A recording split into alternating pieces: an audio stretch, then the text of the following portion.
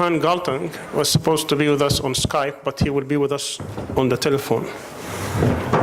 Dr. Johan Galtung is very well known throughout the world for his work in many fields. He is a professor of peace studies. He actually founded the discipline of peace studies and has a university that he chairs by the name of Peace University. He is a mathematician, sociologist, political scientist, and an activist. This is where actually being an intellectual, an academic, as well as being an activist and someone who tries to be a guide to many activists. He wrote over 50 books in many disciplines. I would advise you, if you ever have a chance, to look up his videos on YouTube as well as his books and pamphlets. He wasn't able to be with us. Mashallah, he's 87 years old and he couldn't travel. But he wanted to appear in this conference, so we're trying to arrange a Skype, but for whatever reason, he says he's not computer savvy, so I'm going to leave it at that. Is he ready for the call? 1 minute? 1 minute, okay, 1 minute, all right. Meanwhile, what we're going to have here is we are going to have 4 different groups. Some of our panelists may be in more than one group. Our speakers and moderators would come, each will give us about 3 minutes. We asked for about 3 or 4 ideas, 3 to 4 minutes each, where they give us sort of recommendations. The theme is, how do we confront Islamophobia? This particular session was titled Roundtable Discussion, Confronting Islamophobia at the Political, Social, and Cultural Levels. So what we did is we divided up the time between recommendations, the target of which would be government policies. Then we're going to have another group that will address recommendations towards NGOs, non-governmental organizations, and international relations, and then media, and lastly, at the individual level. So I'm going to, after the presentation of Dr. Galtung, I will call to the stage our distinguished panelists. Is Dr. Galtung on the line?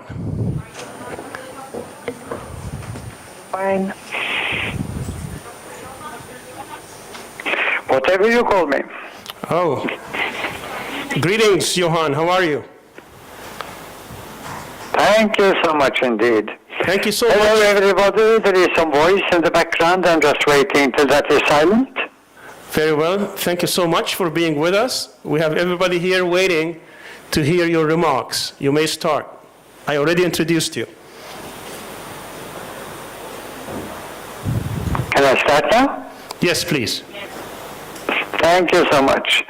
But if somebody starts talking, I'll stop immediately. So, hello everybody. You will understand that at the age of 87, to travel to Turkey is problematic. But I didn't know that Skype would also be problematic. So here we are at the 3rd best telephone. So let me go straight to the point. Confronting Islamophobia. Yes, there is Islamophobia. There is no doubt about that. And you have to be aware of 2 small things that have nothing to do with Islam, but a very general psychology. One is the tendency, human tendency to judge themselves by their best intentions and to judge others by facts. And if there is a conflict, by the worst facts. So that will of course be for the Islamophobia, the West judging Islam by jihad, being blind to the definition of jihad as efforts for the right faith and seeing it as belligerence. And there are Muslims, maybe not at the highest level, who are jihadists, and give reasons for that belief. And the second point I want to point out is a very old truth that people go by. It's in the Bible. Thou shalt know the tree by its fruits. In other words, you cannot blame people for judging Islam by how Islamic states behave. Muslims may say immediately, those states are old Western colonies. Of the 57 Muslim countries, 56 were old Western countries, and number 57, Iran, was heavily influenced by the West too, the Anglo-Iranian agreements and things of that kind. Now, all of that is true, and all of that is important, but again, the West will judge Islam to a large extent by how the Islamic states behave. And the first test they will expose them to is, of course, human rights. Now, let me immediately say that the human rights and the West is often blind to that fact. They call it universal human rights, but they're in fact very Western. They are, as you know, starting with the words everyone, no one, in other words, single persons. They're individualist. Now, by being individualist, they neglect the enormous strength of Islam, being togetherness and sharing. Togetherness, also called a we culture. Sharing in Islam known as zakat. And you can say that the togetherness comes from the very beginning, from the prayer. The zakat is, of course, sharing.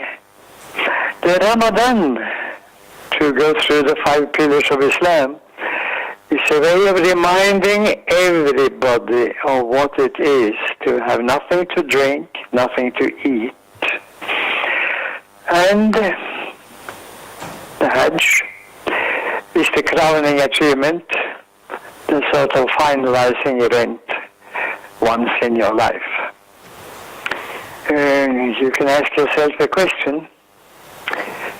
Could Westerners expose themselves just to one of them, Ramadan? Neither eating nor drinking, from 6 a.m. to 6 p.m. Mecca time. Could you imagine Westerners doing that? Maybe one day, maybe 3 days for fasting, to slim, to look more beautiful or something like that, for health. But 1 month? I haven't seen any Westerner even contemplating it. And the only way that they can explain that Muslims do it is somehow by saying to themselves and to Muslims, you people are crazy. Well, you're not Western, and you're motivated by other strong forces.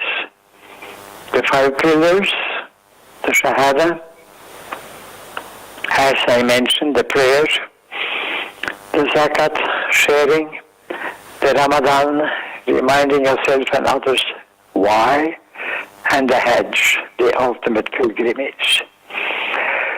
Now, we have Islamophobia as a fact, and I am saying it gets its justification in the West from the way in which states among the 57 behave.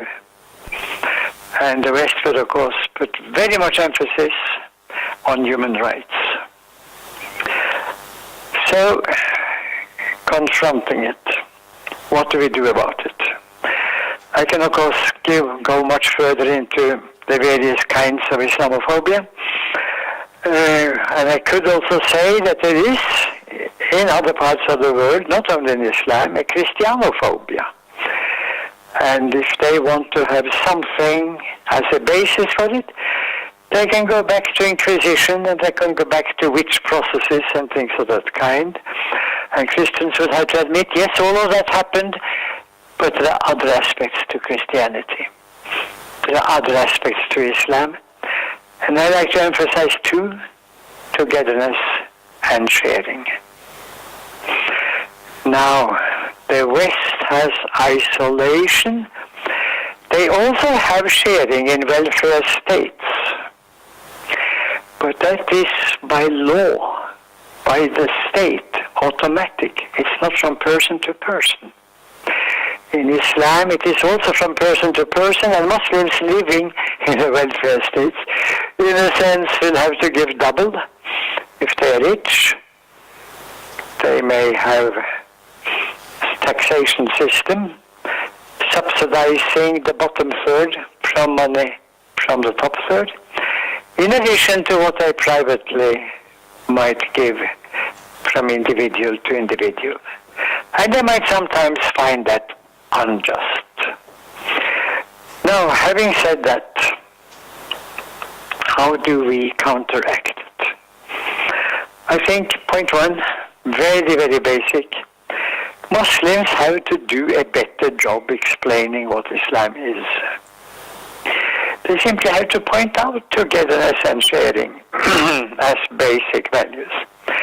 And they have to point to the Ummah, U-M-M-A-H, I don't have to spell it out for you, but for others listening, namely a kind of Islamic community stretching all the way from Casablanca and Morocco to the southern Philippines as one big community, dotted by the imams.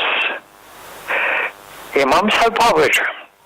They have spiritual power from the mosque, from the minaret, calling to prayer, and they have this world power, administering at the same time the Sharia in the court. Very, very much power, misunderstood, not understood at all by the West. But there are many of them, very many of them. As a matter of fact, I have tried to have somebody help me finding out how many imams there are from Casablanca to southern Philippines. And nobody's been able so far to answer the question. Many of them, so in that sense the power is decentralized. And I am at no way saying that it is unproblematic, because they do not necessarily agree as to what is the correct Islam. You have the Salafis saying that if you want to know, why don't you study what the Prophet did after the Hijrah from Mecca to Medina in 622 till his death in 632, where he was, let's call it the patriarch of a small city-state, and had a chance as a top politician to practice what he believed in. It's one approach. It's very different from Jesus Christ, who was never a politician, but on the other hand, lived very close to those who suffered, sharing their faith. Jesus lived among the poor, as Hugo Chavez pointed out. The deceased, by whatever means, former president of Venezuela, hated by the U.S., Jesus lived among the poor. Well, the Prophet didn't quite live among the poor, but he helped them enormously, and supported by the doctrine of Islam, of sharing. So here you have one approach. Muslims simply have to explain Islam, and don't take it for granted that others understand what an ummah is. Islam also has to be, I think, honest about the power of the imam. You may call them dictators, but and many do, but there are very many of them, so it is at least a decentralized type of dictatorship. In the name of the faith, practicing the faith. It's very, very different from the Western world system of states heading for a world government. So, at the end of all of this, if we should counteract Islamophobia, Muslims have to do a better job. And the rest of the world have to understand that they may have misunderstood Islam and judged it according to the practices of states that partly are Western creations, as mentioned, 56 of the 57 were old Western colonies. There is much here that has to be gone into, and much here that is problematic. It doesn't help anything when maybe lower-level Muslims, imams, some of them, many of them, declaring their own private jihad. And there we are, of course, at a very crucial term. Jihad means what you do for the right faith. And as very often has been pointed out, there are levels of it, and there are levels inside yourself, struggling against the evil tendencies in yourself. There is indeed what you can do by the word to spread Islam. And number 3, what you can do to spread Islam through the right commerce, through the right merchant practices, by practicing economically according to the principles of justice. And I would say togetherness and sharing, that there is nothing in Islam prohibiting Muslims from participating economically, but I do not accept the Jewish formula, later on also taken by Christianity, namely to put money at the disposal against interest and compound interest, and being supported by prisons, jail, punishment for those who don't pay on time. That is totally alien to Islam. You can participate in economic enterprises, but sharing the costs and the risks, contributing in all of it. I find that very valuable. It's in no way ruling out economic concerns and deals, but under the condition of sharing risks and gains. Now, many people around the world have taken note of that and have found Muslims very reliable business partners. Christians less so, and Jews much more interested in lending money at interest and compound interest. Not the way of doing it, particularly not if you are supported by a state with imprisonment or other form of punishment for those who don't pay their debts. Confronting Islamophobia. Muslims have to do their task, others have to do theirs. Others have to learn more about Islam. Others have to be searching for the inspiration of Islam. And I'll finish by mentioning the 2 points I have said so often in this little chat: togetherness and sharing. I know a little church in a central city in my little country, Norway, Trondheim. And that church has learned from Islam.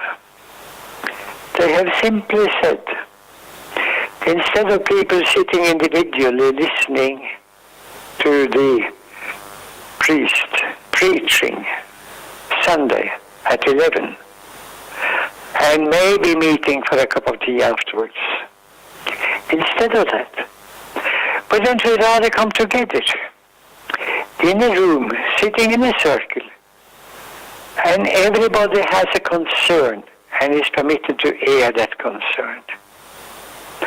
There will be a meal during the evening for those who, for one reason or another, would like to have a meal.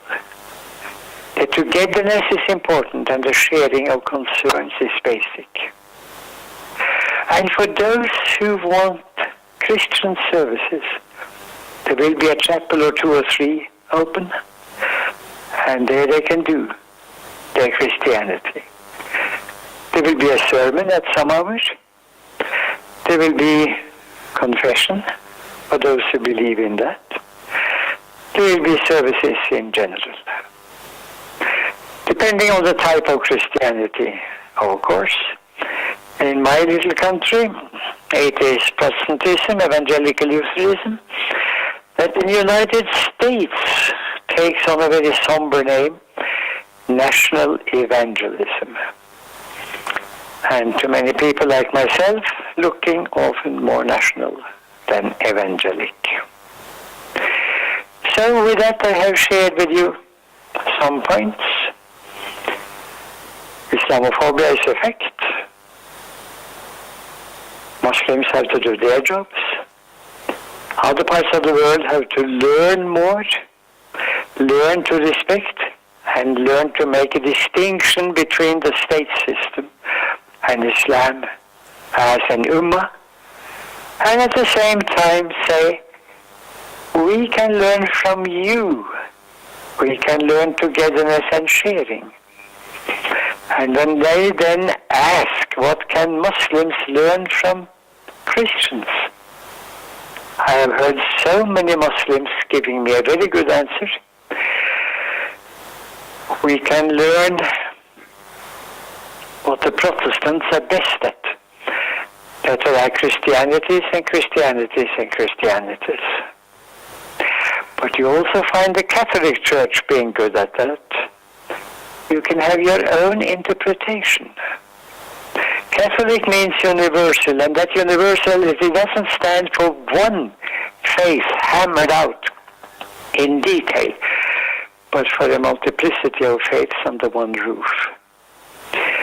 In other words, there is something of the diversity in the West that might benefit from Islam, just like togetherness and sharing would greatly benefit the West. Thank you so much for your patience. Thank you. Looking forward to another occasion where at least through Skype it is possible to see each other. Thank you so much, Dr. Galtung. And we certainly hope to see you next year in person. We will find ways and means. Thank you. Bye. Bye-bye. Thanks. Very well. These were words of wisdom. Again, if you haven't been exposed to his writings and to his work, I encourage you to do so. You know, he's a very compassionate person, despite his age. Actually, he came and visited me twice during my house arrest, all the way from Norway and Spain.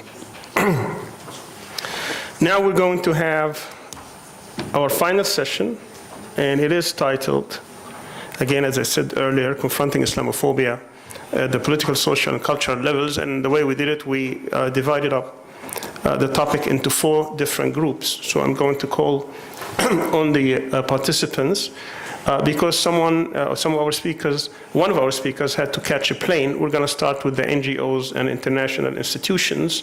And for that, I want to call to the stage Dr. Todd Green, Dr. Muhammad Marandi, Dr. Burak Erdenir, Dr. Hadhim Bazian, Dr. Muhammad Nawab Usman, Dr. Ahmed Bidair, Dr. Mong Zarni, and Dr. Fatima Abdullah.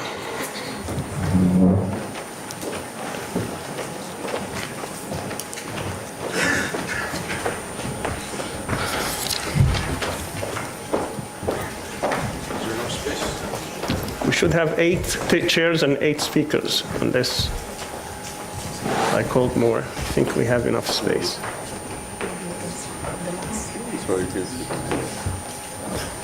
Do we have 3 chairs or 2 chairs left?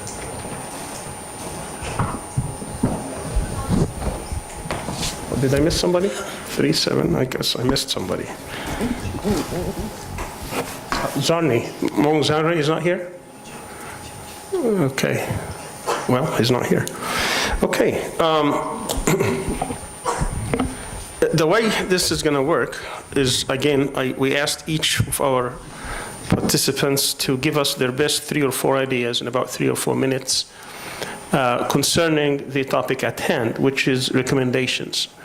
What kind of recommendations we can give, in this case, NGOs or international institutions, to confront the problem or the phenomenon of Islamophobia. We're going to record these recommendations and hopefully issue them in a document and try to publicize it and distribute it as widely as we can so that people can benefit from the wisdom of our distinguished speakers. We can start with Dr. Todd Green.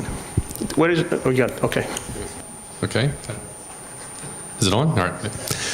Okay, and the category I'm sort of playing with, which I think loosely falls under this rubric, is religious communities as well.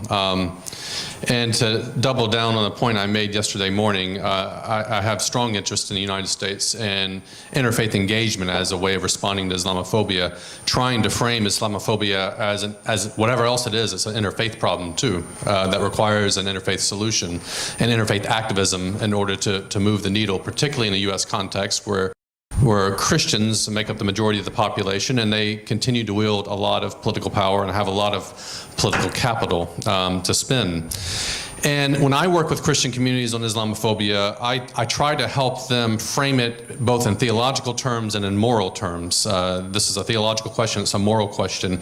And the idea here is to help Christians dig into the resources of their own tradition to develop a response to Islamophobia that's organic to that tradition. And the way I do that is usually by asking two questions that are derived from Christian scriptures or variations of text from Christian scriptures. One is, what is our commitment to our Muslim neighbors? That's a variation of Jesus' question, who is my neighbor? The second is, how do we tell truths about our Muslim neighbors? Which is a way of reflecting on one of the 10 Commandments, thou shalt not bear false witness against our neighbors. And to pose those questions to Christian communities as starting points for how they think through how they want to respond and what obligations they have as Christians to respond to Islamophobia. So that's one way I go about doing it. I also, in terms of encouraging churches on where to start, in terms of reading something, to prime the pump, if you will, when it comes to thinking through the problem of Islamophobia. I don't encourage them to read a book on Islamophobia or an article on Islamophobia or anything that anyone in this room has written. I actually start with Martin Luther King's letter from a Birmingham jail, which I think frames the question in the right way in terms of theology and morality. Both the problem of white supremacy, which I think, as we have noted repeatedly, is at the root of Islamophobia, even though King's letter is not explicitly about Islamophobia, but also the moral question that King raises, which is who's complicit in this. And King's harshest words in that letter are not to the KKK. It's not to the Ku Klux Klan. He has some harsh things to say, but he doesn't see them as the biggest problem. The biggest problem is the white moderate Christian who has some sense that discrimination and racism is wrong, but they stand on the sidelines of history and do nothing about it. They stand flat-footed on the sidelines of history. And so it's a moral push that he's engaged in there to have the white moderate Christian who is in that position of power, whose moral conscience can be pricked, if you will, to try to encourage them and spur them on to do that. So that's one way I do that in working with Christian communities. What I tell my Muslim friends is what Christians in America need, and Christians maybe in Western nations, is encouragement, is conversation. What Muslims can help Christians do is be better practitioners of their own religion, better speakers of their own Christian theological vocabulary, look more deeply into their own resources in order to respond to the problem of Islamophobia. Much. So I'm going to go one side, this side, one the other side. Dr. Osman. Thank you very much. Thank you very much. I was a bit worried that all the ideas will be run out by the time it comes to me, so I appreciate that. I think one of the key, I've got two basically sort of suggestions. One is what we can do in terms of research. Many of us are academics, and I'm looking again specifically at my context within Asia.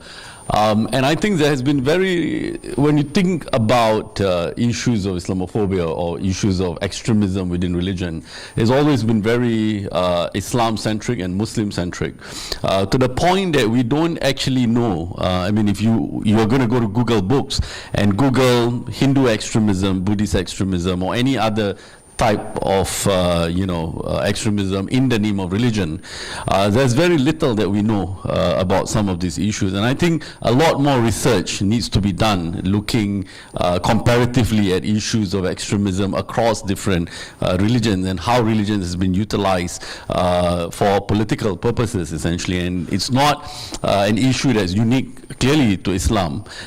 In fact, I think in the context of Asia, Islam is Muslims are at the receiving end of a lot of these issues of extremism.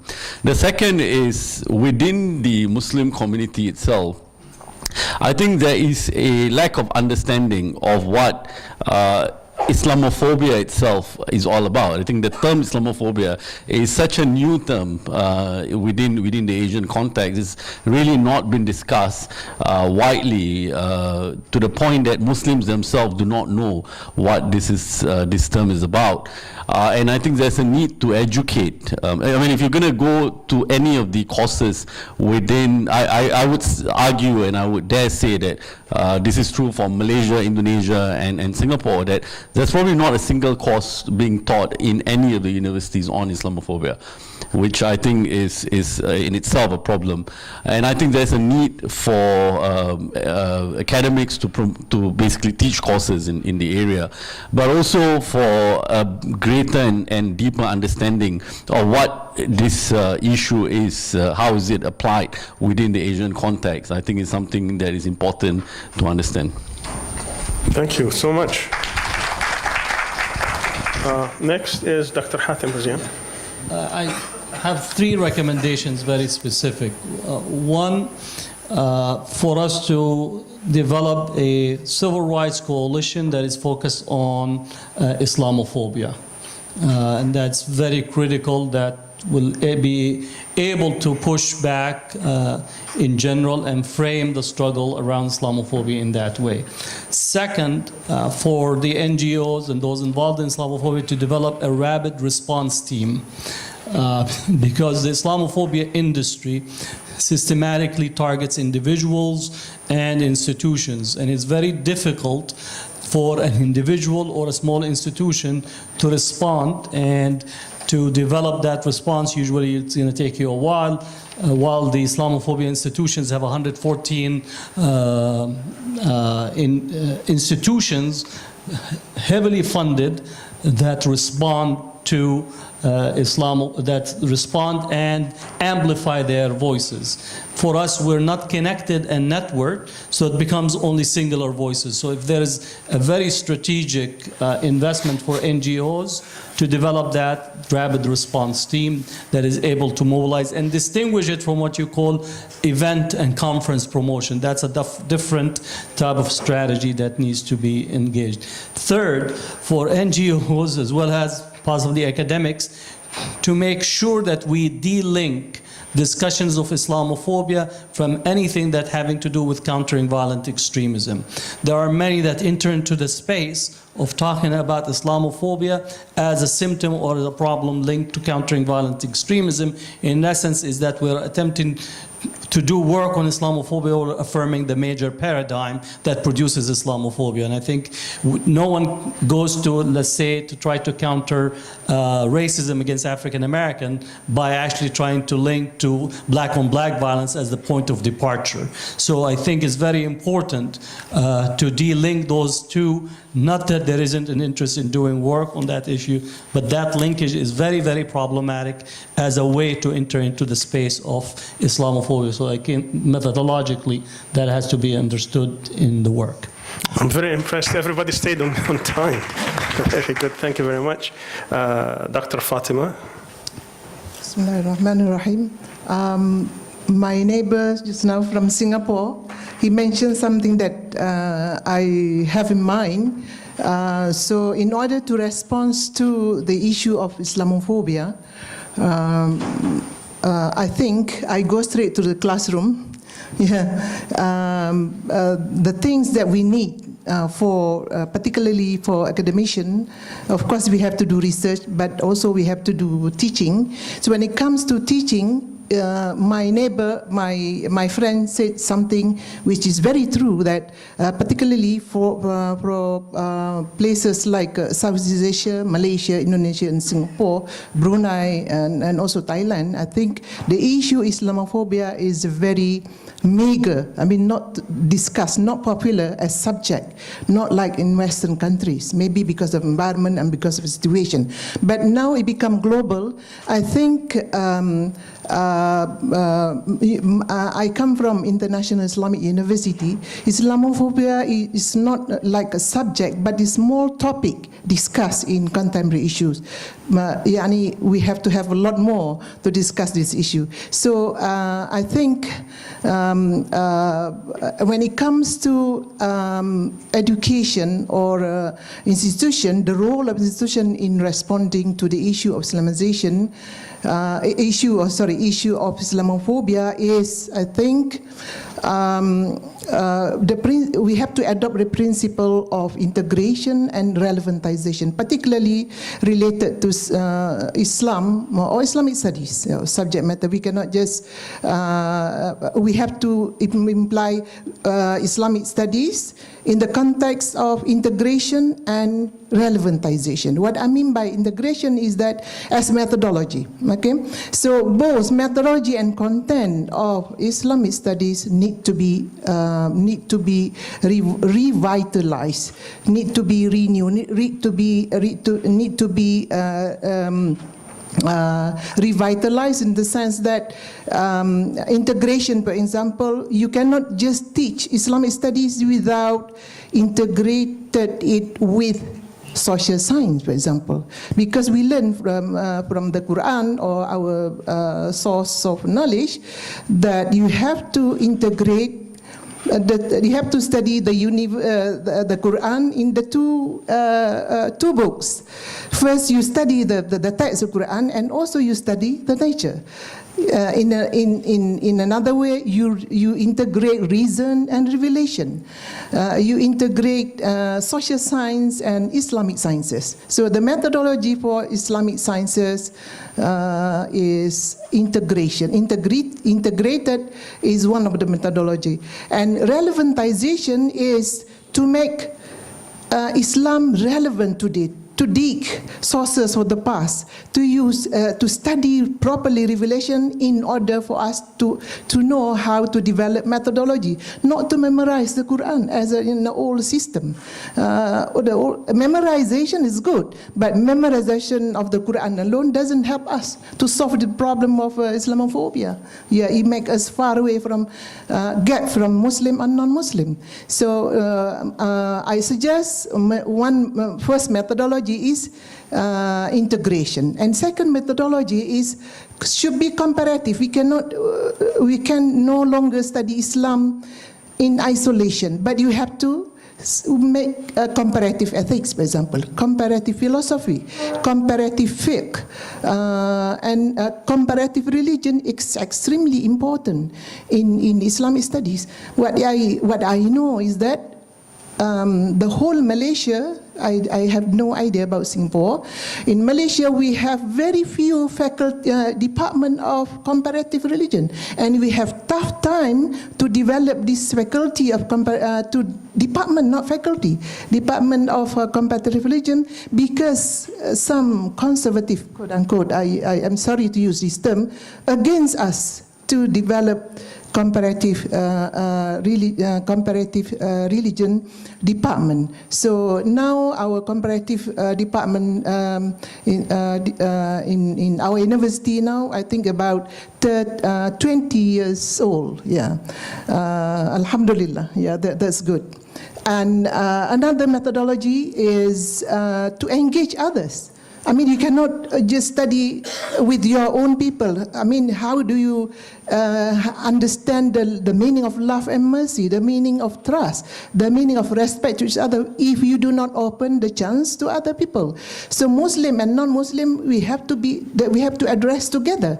Particularly living in Southeast Asia, particularly in Malaysia, we have multi-racial population. Yeah, and maybe another methodology to study Islam I would propose is self-criticism. Many panelists stresses on that. Self-criticism is very important in order for us to review the courses or the education so that it reach its proper objective. So I conclude that since we all the time, our slogan, we based on Tawheed. Our everything methodology or the principle is Islamic principle based on Tawheed. Tawheed should be the umbrella concept of the principle of integration if we were to have to save humanity in future. Thank you very much. Thank you. Next is Dr. Burak Erdener. Thank you so much. Well, my recommendation is rather a cross-cutting one, I would say, national, NGO level or international. Well, in this 2-3 day panel, we have been discussing the structure issue, the Western structure, the hegemonic discourse, the white supremacy. And many panelists have deconstructed or mentioned about deconstructing, the importance of deconstructing it. But one point is that I guess this is the reality right now, that the world that we're living in. I mean, we have to somehow survive in these structures, in these discourses, in the supremacy of some groups or some countries, some empires. So my humble recommendation was, in fact I brought it yesterday as well, that the Muslim world should be organized well. So this is at any level you would think about, definitely. So I think about the Jewish lobby in the United States or the Armenian lobby in the United States again. I remember a movie on Turkey which was called Midnight Express. I don't know if any of you would know it. Well, that movie itself shaped the image of Turkey for decades. It did for me. Exactly. Muslim, it did for me. Well, I'm going to make it. All my life before coming to Turkey, I always thought Turkey is a brutal society because of that film. So that was a success story. It was. Yeah. So it shows that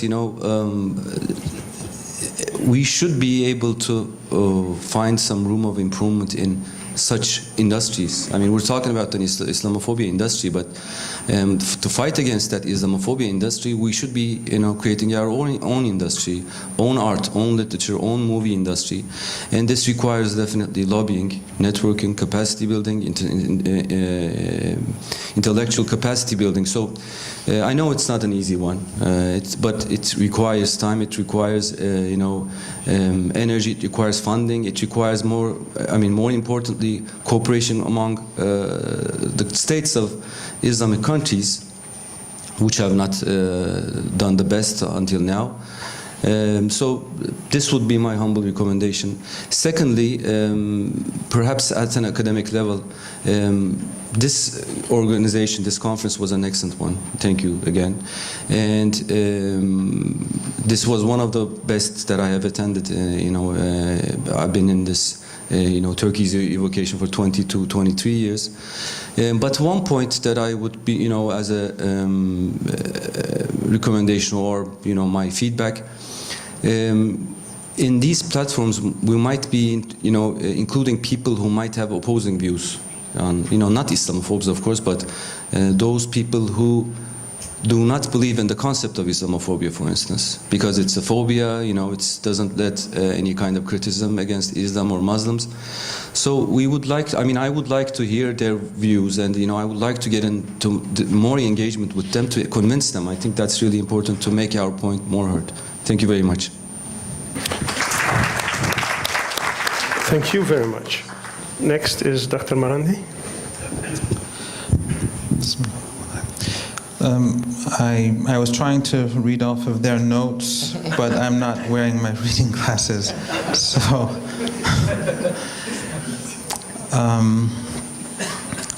you know, well, the question is in two parts. One was about international organizations. I'll cross that out. I have very little faith in them, and I mean, it's something that we shouldn't relinquish altogether, but it's not something that we should put too much faith in. I just want to give, I don't know, maybe sometimes when I give examples, it doesn't work out too well, and I haven't really thought it through very carefully, so bear me. You know, before the coup in Egypt, or as some like to call it, the revolution, our friends in Egypt, when we would speak with them, we were telling them that you have to arrest the heads of the army, you have to arrest the heads of the judiciary, you have to kick out the old regime. And our good friends said, no, we don't want to do that, that we're going to solve this. And I think some of our friends from other parts in Turkey and other places said the same. In fact, I recall personally saying this to another Dr. Al-Aryan in Egypt when we were in Beirut together, but they weren't convinced. Because this is linked to something that happened the other day here. After the coup in Turkey, which alhamdulillah failed, the government in Turkey, of course, they arrested many people. And what are you supposed to do? You know, you're going to, if the coup had failed, and you know, this is linked to what we're saying. If the coup had failed in Egypt, Morsi would have been a murderer who is executing innocent soldiers or whatever. The narrative will be anti-Morsi. Right now, the president of Egypt, he won by 105%, I think, and there's no problem. So don't expect the media to be sympathetic to. It's not going to change. Not that everyone in the media is bad, not that it is not useful using these outlets. We have to show, but you have to make your own decisions. So yes, obviously in Turkey some people have been arrested, but if you have a coup and the state is struggling to survive, they have no option. They have no option but to deal with issues, and it doesn't look pretty on TV. But if the same thing happened in Sweden or in the United States, they would not depict it this way. So the way in which in the West human rights is depicted and described, especially when they're involved in these coups and these events, is, you know, you shouldn't have too many expectations. However, what is the solution? The best solution, in my opinion, while it is good to speak to our good Christian and Jewish and Hindu friends across the globe and to establish networks, but we have to begin at home. Our closest friends and allies are in this part of the world. And the best people to do it is the youth. I personally believe that NGOs and networking, especially between, beyond borders, not within Iran, not within Turkey, it's not enough. If the people who are most sympathetic to Turkey are within this region, Iran, other countries as well. If there are initiatives to build joint NGOs, and where, especially the youth, because people my age are sometimes quite intolerant. I go to conferences and I get yelled at by people who I expect to be, but the youth I think are more open-minded. If there are exchanges and if youth movements move beyond borders, and it's much less expensive. I mean, if for example Iran and Turkey, or Turkey and other countries in the region, or these countries, it's much less expensive, it's much less difficult for us to work out such, especially with the new technologies. So I think that if we were able to build up networks between Muslim societies, where our youth advocate themselves, and they are better at building bridges with Western communities than we are as well, because, I mean, look at this audience itself. Everyone understands everything that we're saying in English. Our generation was much less equipped, I think, to communicate than this generation. So if young Turks can explain to Iranians what happened in Turkey, let's say during the coup, then the Iranian youth can spread out the message that no, this is not an issue of human rights, this is an issue of the survival of a nation. The same would be true in Egypt, the same is true. So but we are, because of language barriers and because we are influenced by media. Our understanding in Iran is based on, believe me, unfortunately, on your country is based on the Western media. We get BBC Farsi and they give their narrative. So President Erdogan is, according to that narrative, is whoever they describe him to be. We do not have great interaction with each other. My understanding, or our understanding of Egypt, our understanding of Pakistan, our understanding of Brazil.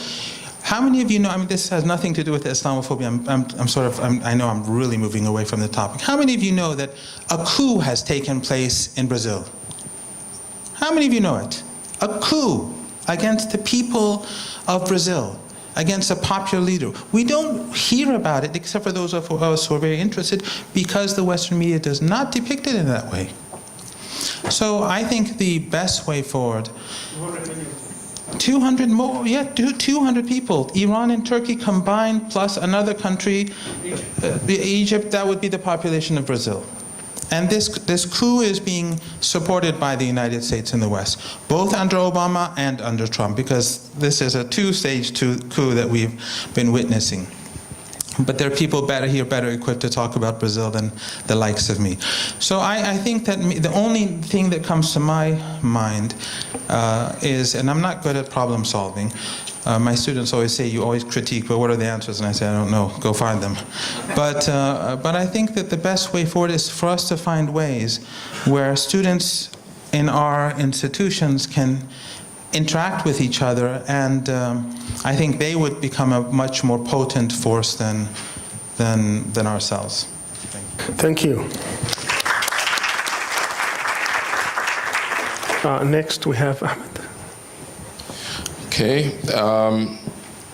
My recommendation, before the recommendation, just to keep in mind for all NGOs, since we're talking about NGOs, is that are working on Islamophobia, that you can't work on Islamophobia without having the context that Islamophobia is being used for the politics of empire and the politics of Zionism. There are some groups in America, for example, that try to work on Islamophobia without having this background. They want to just work on it as if, oh, people just misunderstand us, and if they only knew us. No, the people behind the Islamophobia networks have a specific agenda. And it's a foreign policy agenda, most of it. And, like it was said earlier, a lot of it has to do with Israel.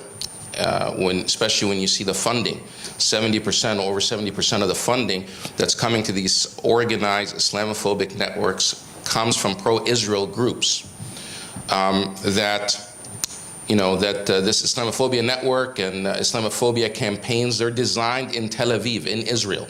They're funded by pro-Israel billionaires, whether they're in America, whether they're in Russia, whether they're, wherever they are, they're finding these billionaires and they're funding these campaigns.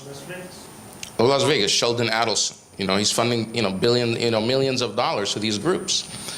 And so we can't ignore that part. You can't tackle Islamophobia with trying to say, well, I'm not going to talk about Palestine, because it's very much central to what's happening. And even if, with the empire, the politics of empire, these groups see that Palestine, or that Israel, is an extension of the empire, of the Western empire.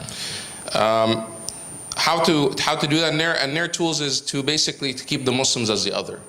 Islam and Muslims are the other. They're foreigners. They don't belong in the West. They're not part of this world. They're these evil, Martians that don't belong in our civilized world. They describe it as, after fascism and Nazism, that Islam is the biggest threat to civilization. So if they're trying to make us or Muslims the other, we should try to make ourselves, our program should be focused on trying to make ourselves to normalize Muslims and Islam for the world.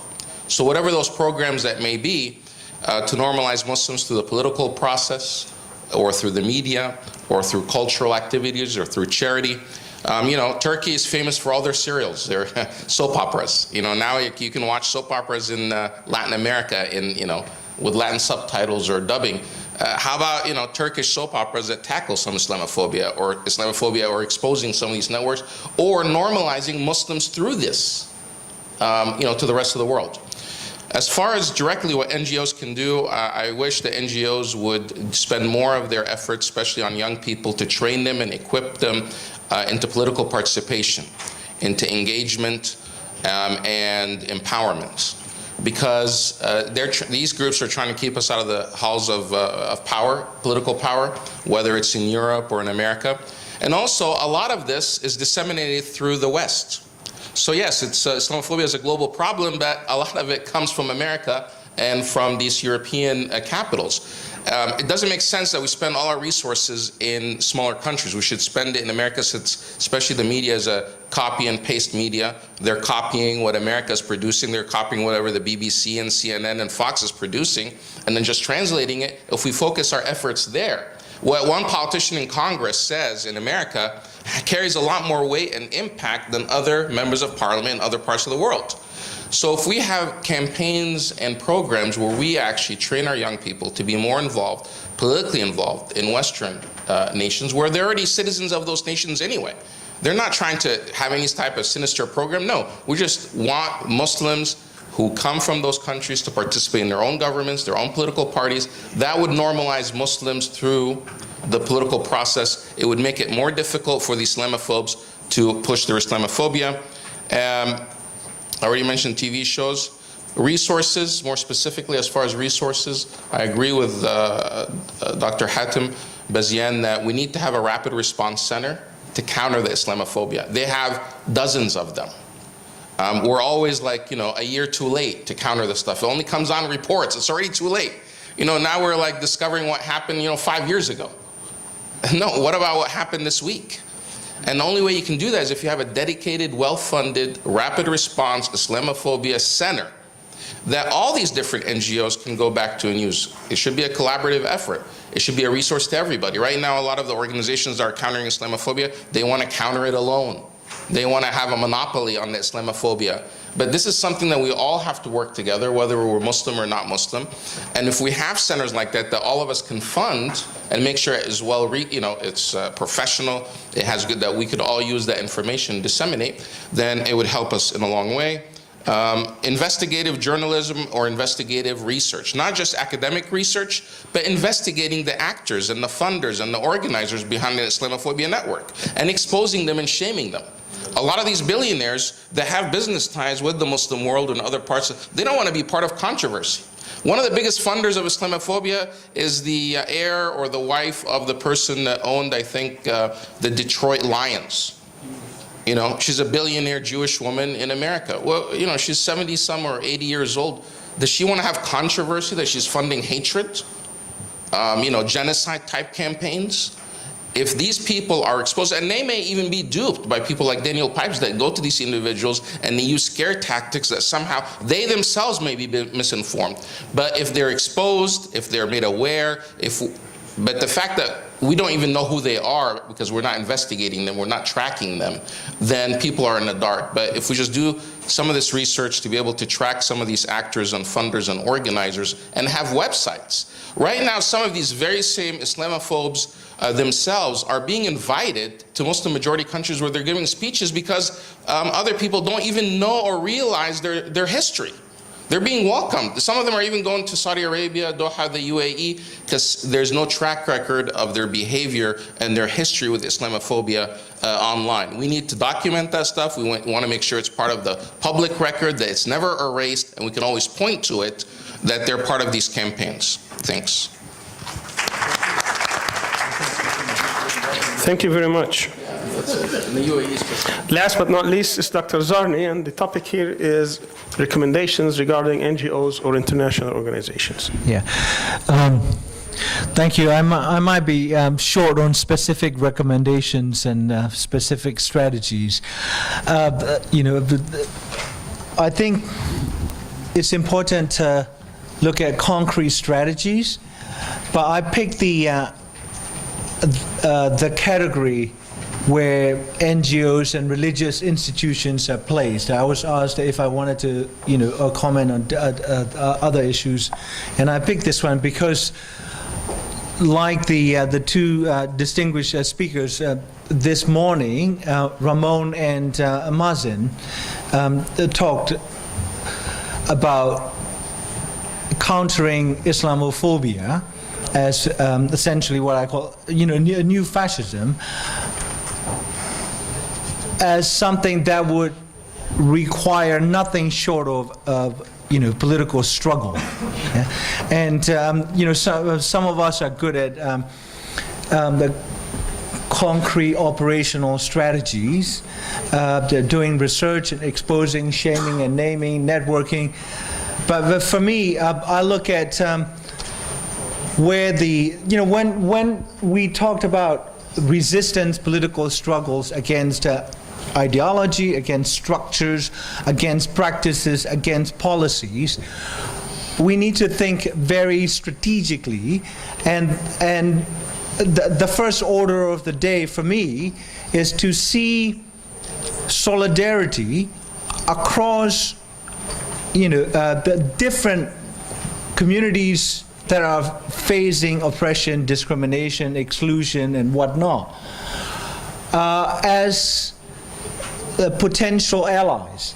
So, but this is not an alliance of convenience, because when we say like political struggle based on human solidarity, that alliance will be effective only insofar as the alliance is organic. It cannot be feigned. That is why the CIA picked marriage of conveniences. Today they will fund Taliban, the next day Taliban is an enemy. Today they will fund X group, and the next the next day X group is their enemy. So so we cannot repeat this the strategy that interest-driven entities such as states engages in, and we cannot emulate the state behavior. So that is why, as cheesy and maybe even new age sounding as I may be, I must repeat what I said earlier. We have to essentially see solidarity across ethnic, religious, and other oppressed communities as both a moral imperative and a strategic necessity. It is not simply a marriage of convenience, because only an alliance or international struggle that is anchored in something as deep as, say, human values. It's simple. This is, this is something that has been said thousands of years over and over. You don't do something to others that you don't want done to yourself. It is such a golden principle and hard to practice. And that is actually not just a moral or philosophical position. In the case of like a Muslim being targeted, it is actually a strategic necessity, considering the fact that the Islamic Ummah is, forgive me, it's non-existent. That is why Muslim world has been so manipulated into essentially brothers and sisters, killing brothers and sisters. Look at the Middle East. Most of the bombings are done by the Muslims these days. In Yemen, for instance.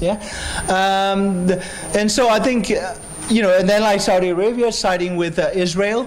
A lot of like quote unquote like secularists, modernists have been being portrayed and co-opted by the Western forces of domination and control. And then finally, I say, I think we need to link up with other forces, NGOs and whatnot, religious institutions that are fighting the same structures of exploitation, domination, and control. And that includes essentially the old terminology, that came not from fringe left-wing groups, came from the sitting U.S. President Eisenhower in 1961, I believe, in his farewell speech as president. Ex-General Eisenhower warned the United States, all the Americans, about the dangers of the military-industrial complex. You add that military-industrial Wall Street complex, and that is why every time a missile is launched, there's somebody who's getting $5 million in profit, and so that is why, Saudi spend $50 billion buying arms from USA and UK and whoever else would sell them. But where is Saudi engaging in promoting the welfare of the Islamic Ummah? But for the Rohingya cause, do you know how much they give? $12 million to the Rohingya, whose lives can be sustained at the cost of $500 million a year. The refugees. Saudis spend $54 billion buying aircrafts that they don't have pilots to fly. And when it comes to saving Rohingyas, they give $12 million. That's the 5 parties at Nybridge. Yeah? So I think my final point is, Islamophobia is not simply about Muslims. Islamophobia is an assault on all humans that consider treating other humans with respect.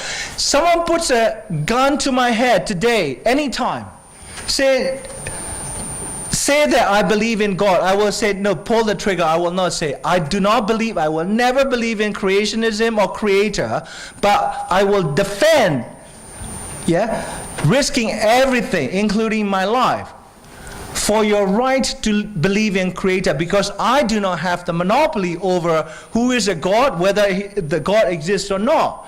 So I think this kind of solidarity that I have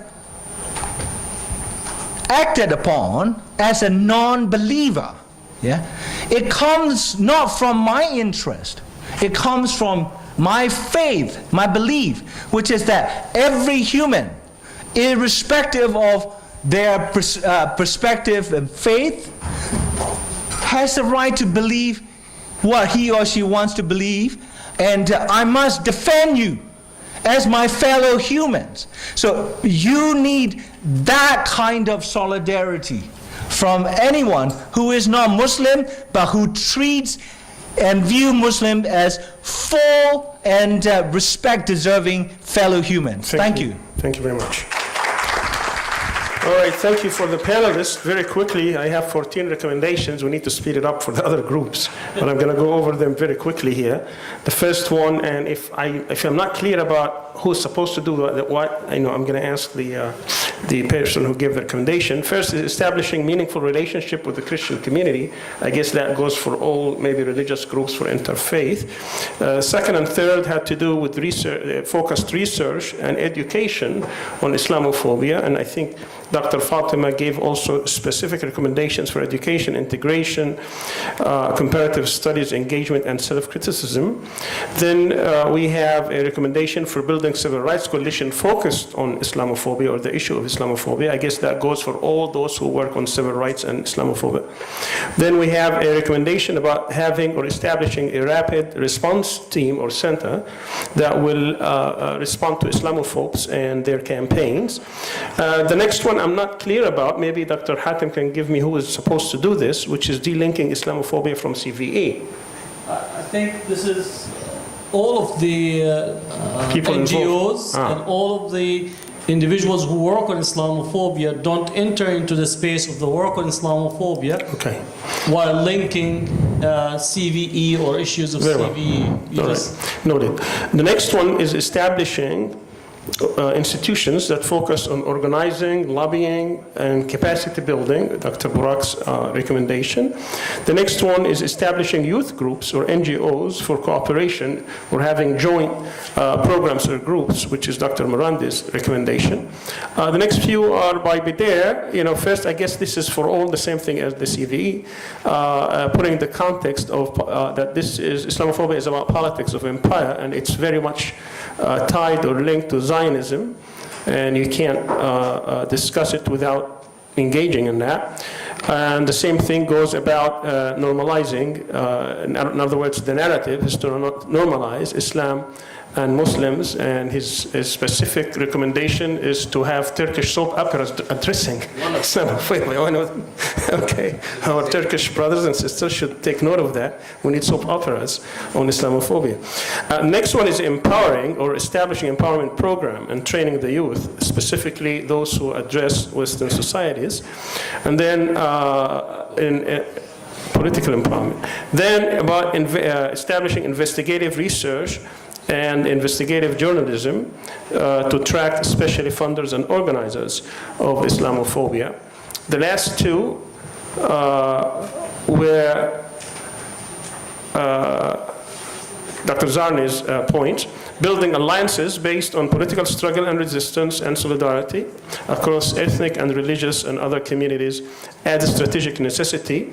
And the last is to link up with other religious and other institutions fighting all forms of racism, especially those who are pro-war, anti-peace type or corporations like the military-industrial complex. Did I get everyone?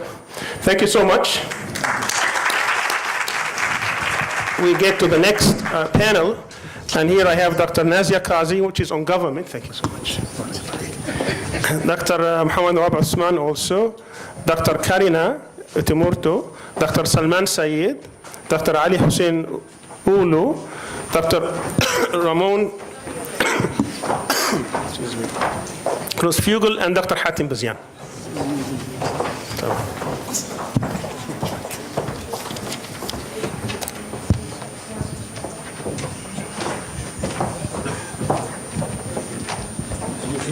I'm here. What can we say?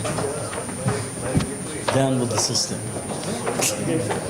Thank you very much for participating in this panel. Again, I'm going to use the same system. We're going to start one from this side and one from the other side.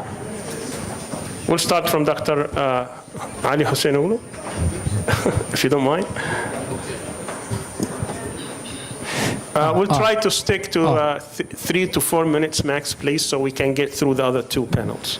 At the state level, I have 4 concrete recommendations. How can we tackle Islamophobia? First and foremost is education. As it has been mentioned, I think in these 2 days, that education should be more inclusive towards other faiths of the dominant religion in a given state, including Islam.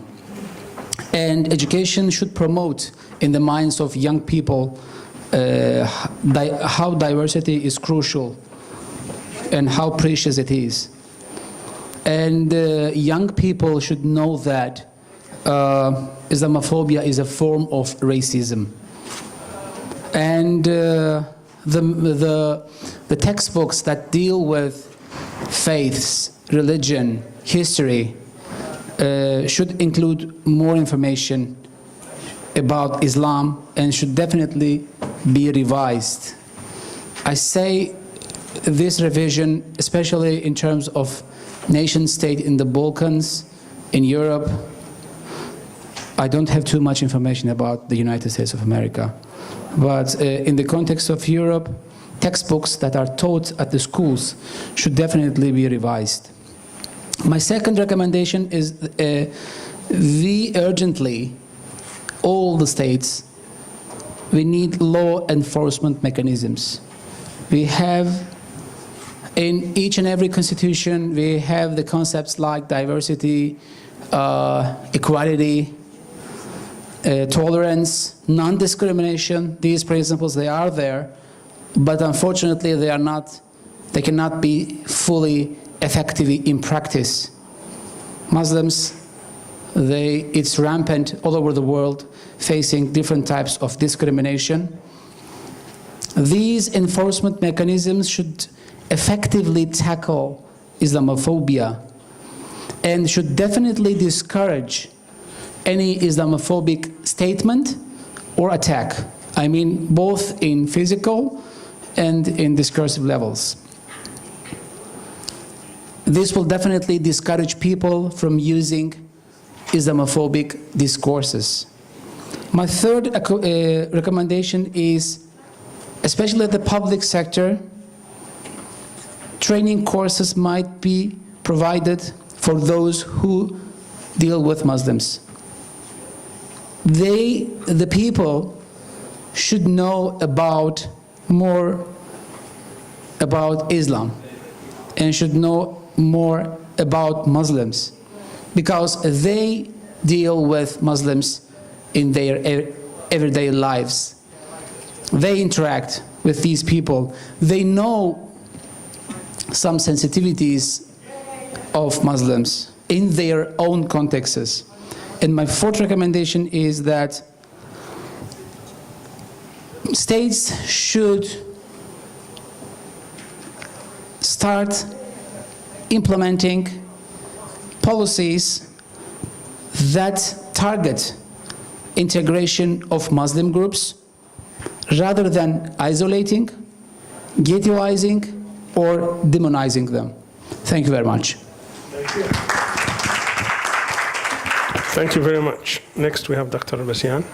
So my recommendation will focus on Muslim majority countries and possibly countries that maybe are sympathetic to Muslim majority countries, so to distinguish it from recommendation to European or the United States.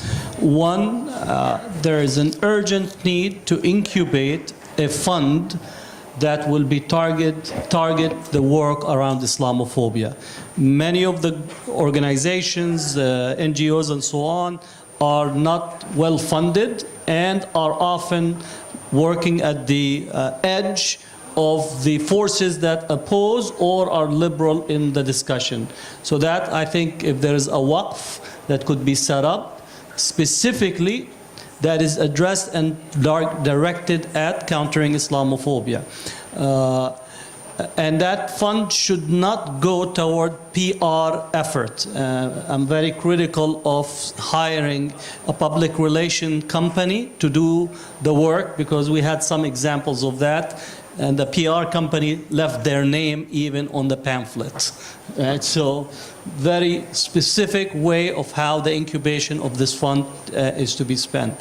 Second, OIC, Organization of Islamic Cooperation, should have the cooperation actually brought into force by making Islamophobia as a specific process that would look at the various elements of Islamophobia with two things. One is that any businesses or owners of businesses that support the Islamophobia network should be boycotted in the Muslim world, especially Estee Lauder, which has been pumping money into these ads, the one that Ahmed Budair. There's no more insult than somebody demonizing you and you buy their makeup and cosmetics to beautify yourself while they're making you ugly. So that has to be very specific, very systematic, and should be taken the lead from the 55 Muslim majority countries and countries that are in alliance with them. Fourth recommendation is that national states, third, I added the boycott into the second, at the national level, legislatures or parliaments in the Muslim world should hold hearings and call experts and create legal processes that document and codify the Islamophobia to a certain point in time where legal could be taken at the demonization of Muslims that takes place. Again, if we have the period where some cases to be brought to the International Court of Justice or other places, that legal process at the legislative level should take place. So hearings have to be set in place and experts and research to be done at the legislature level. Fourth element, and this is I think one of the most critical that we need to do our work, is to get the Muslim world to begin to undo the age of terrorism, because today we are living in the age of terrorism where our popular public discourse, political discourse, have become intertwined with the whole period of terrorism, the language, right? We are living in the language of terrorism institutionally. So what we need is to begin to do a counter.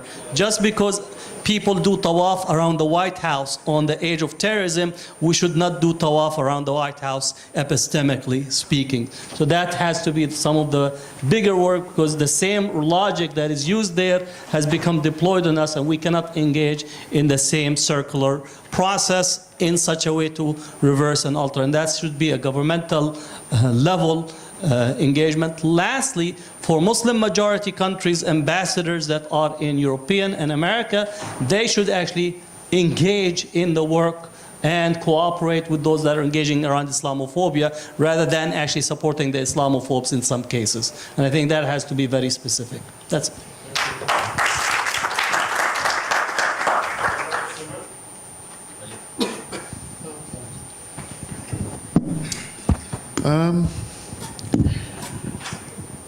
One of the things is this, that there have been many, many reports against Islamophobia, and there have been many, many recommendations about them. And we've seen many good recommendations, even now. But the problem with recommendations is that they can come across as just being a wish list. And the trouble with a wish list is that where's the genie that's going to make our wishes come true? So there's a prior moment here that what is the agent that is going to do all of these things? The reason why, for example, some governments are supporters of Islamophobia, some Muslim governments are supporters of Islamophobia, is not rocket science. They are Islamophobic.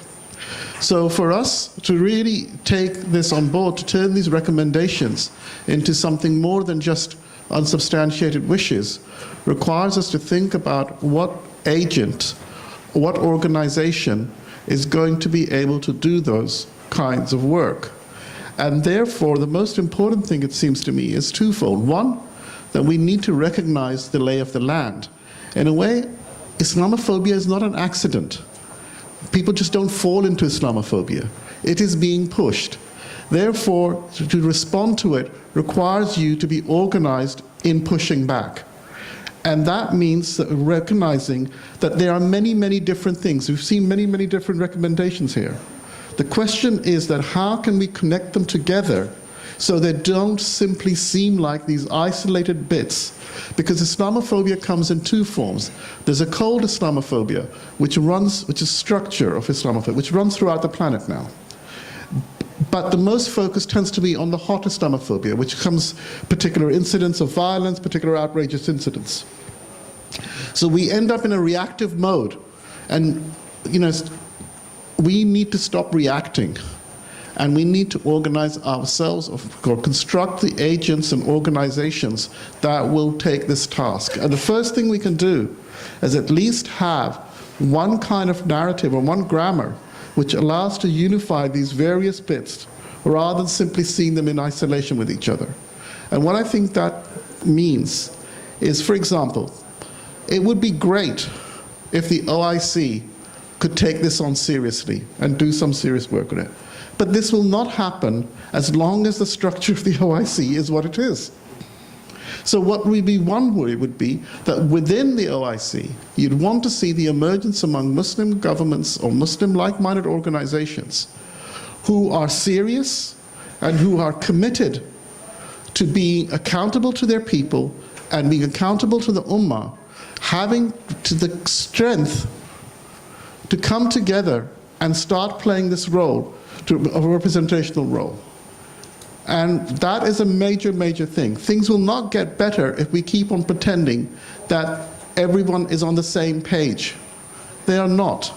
It means that we have to recognize that there are those who are pushing Islamophobia and promoting Islamophobia, and we need to find people and agree with organizations which oppose Islamophobia. And this means that even at the level of the IOC. So what I would like to see is, it will be too much to ask all the ambassadors of the OIC, but certainly countries which have pretensions to be proper countries, to be pretensions who have pretensions to be accountable to their people, have a historic opportunity to try and work together towards making a better world for everyone. And that will mean a world without Islamophobia. And part of that must be, to do this successfully, you have to reduce the idea of nationalism in the Muslim world. And that means dealing with those who are in foreign policy circles, who are the administrators, who have been schooled and institutionalized in thinking in nationalist terms. So this is a big challenge, and there are very many good suggestions here, and I don't have anything to add specifically to suggestions, but I think we need to recognize the task ahead of us is ultimately a political task. If we don't recognize that, we will carry on having these conferences and making these little recommendations and waiting for our genie to make them come true. Thank you very, very much. Next is Dr. Nazia. So I think it's really always very interesting to study the political climate post 9/11-2001 in the US, to learn a lot. And in that moment, many of you probably remember George W. Bush proclaiming that these terrorist attacks happened because they hate our freedoms, right? They hate our freedom of speech, our freedom of religion, and then he went and repealed all those freedoms. So there's that. But at the time, Americans were not allowed to ask certain questions, like if we're such a great beacon for freedom, why have we meddled in over 80 foreign elections? That's not including the coups and other types of orchestrations against democracy that have been waged by the US. The American public was not able to ask, why did we overthrow a democratic government in Guatemala, in the Congo? The list could go on and on. Those were not questions that the American public was equipped to ask because they were not aware.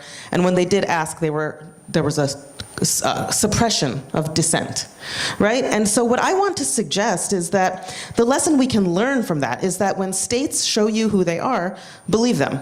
When states show you how they treat their minority populations, their scholars, their political dissidents, believe them.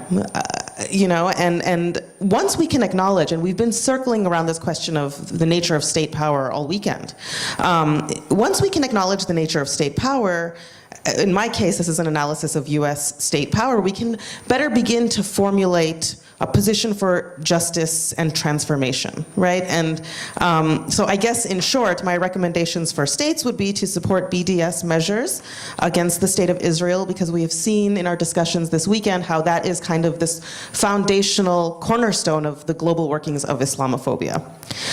Second, oppose the suppression of academic freedom, right? Embrace academic freedom, which, by the way, the concept of academic freedom is not a Western one. No one has violated the principle of academic freedom better than Euro-American academic institutions. And I would point you to Stephen Saleda's own self-reflective book on civil rights, on the nature of academic freedom. So support BDS measures against Israel, oppose all forms of suppression of academic freedom, and to remove the language of terrorist in descriptions of people who are regarded with suspicion, because that is a heavily racialized and loaded term that is used for propaganda purposes. Thank you very much. Next is Karina, Dr. Karina. Okay. Continuing what Salman said earlier, yesterday when I was thinking about these recommendations, I thought that there's certain naivete assuming that all the governments always want to tackle Islamophobia, but they just need our recommendations. But anyway, giving them some benefit of doubt.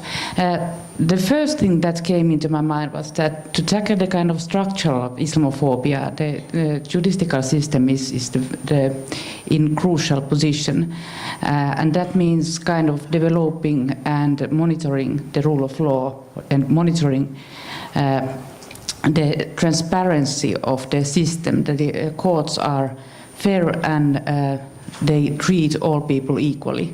And I think that is one of the crucial things in tackling Islamophobia in the institutions within states. The second one addresses the way that different peoples, actors, groups are engaged in countering Islamophobia. And I think that this issue bears many similarities with the discussion about multiculturalism. And the crucial point here is to aim at engaging different actors as widely as possible, and also bearing in mind the challenges of the representation. We have been talking about white supremacy, which is at the heart of Islamophobia, but there are also intersectionality issues like gender, class, and so on. This issue of engaging different actors to discussion about Islamophobia and how to encounter it, it includes also engaging academic community here. And the third one, and this relates to many countries, but perhaps I'm talking here about on the basis of my analysis of Russia, but what I have noticed is that, and what irritates me often is that conviction and imprisonment made in the name of terrorism is often so easily accepted in abroad in international community as justified when it is referred to as terrorism. So terrorism and Islamic terrorism are the kind of magical words that justify almost everything. So from the governments, I would hope that they would be more critical in when they hear this kind of justifications, violations of human rights on the basis of terrorism. And this relates, for example, also people who have been enlisted as terrorists are deported back to their home country and so on. So I think these were my recommendations. Thank you. And the last one is Dr. Ramon. In terms of state, interventions, I will talk like Hatem, thinking in Muslim majority countries, things that probably are more far away to achieve in the West, imperialist West. I think that in Muslim majority countries, there are at least in some of them, not all of them, because that's also the peripheral West, as we know, that is in power in many places of what we call the third world or the neo-colonial world. But there are some countries that have governments that at least can, have other possibilities. One could be thought of Turkey as one of those places that maybe could consider some of these suggestions. One is decolonizing universities. And that applies not only, it applies to Iran, it applies to many other countries, not just Turkey. Decolonize universities. You cannot do a progressive empowerment project of the people and fight Islamophobia and all these things with right-wing epistemology, that is with Western-centric epistemology. So the universities, there is like a gap between governments or governments that pretend to make transformations and break with with the secular Western-centric forms of state, etc. Kemalism, to put a name here that is understood better, and then having the universities basically producing knowledge that is Kemalist knowledge. I don't know if you follow me. There is a contradiction, a profound contradiction. Remember the importance of knowledge production in relation to transformation of the world. And if you have a state that pretends to overcome Kemalism, but then the universities are producing Kemalist knowledge, you're not going that far, because Kemalist knowledge is just going to be a right-wing epistemology, and you're not going that far. I will say also that there has to be an effort to break from some of the imperialist policies of divide and rule, and that's called sectarianism in this part of the world. If you have sectarianism, where you have all these crazy narratives of divide and rule, okay, and divisions, you know, Shia, Sunni, etc., etc., people don't think beyond this box, okay? We're just going to be tools in the hands of the Zionists and the imperialists. They work upon those things.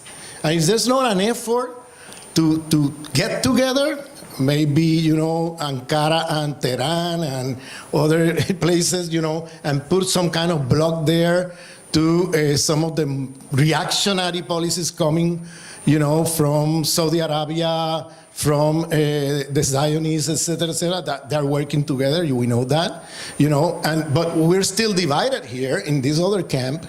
We're not going that far with that. So I will call for some kind of rapprochement, you know, some kind of, you know, working through this, whatever differences there are, to work together and put a block against these other reactionary, imperialist, Zionist, neo-colonial forces, okay? Otherwise, divide and rule is a perfect deal for the imperialists. That's how they have managed to keep, you know, working together and push forward, you know, and be successful in a lot of their projects.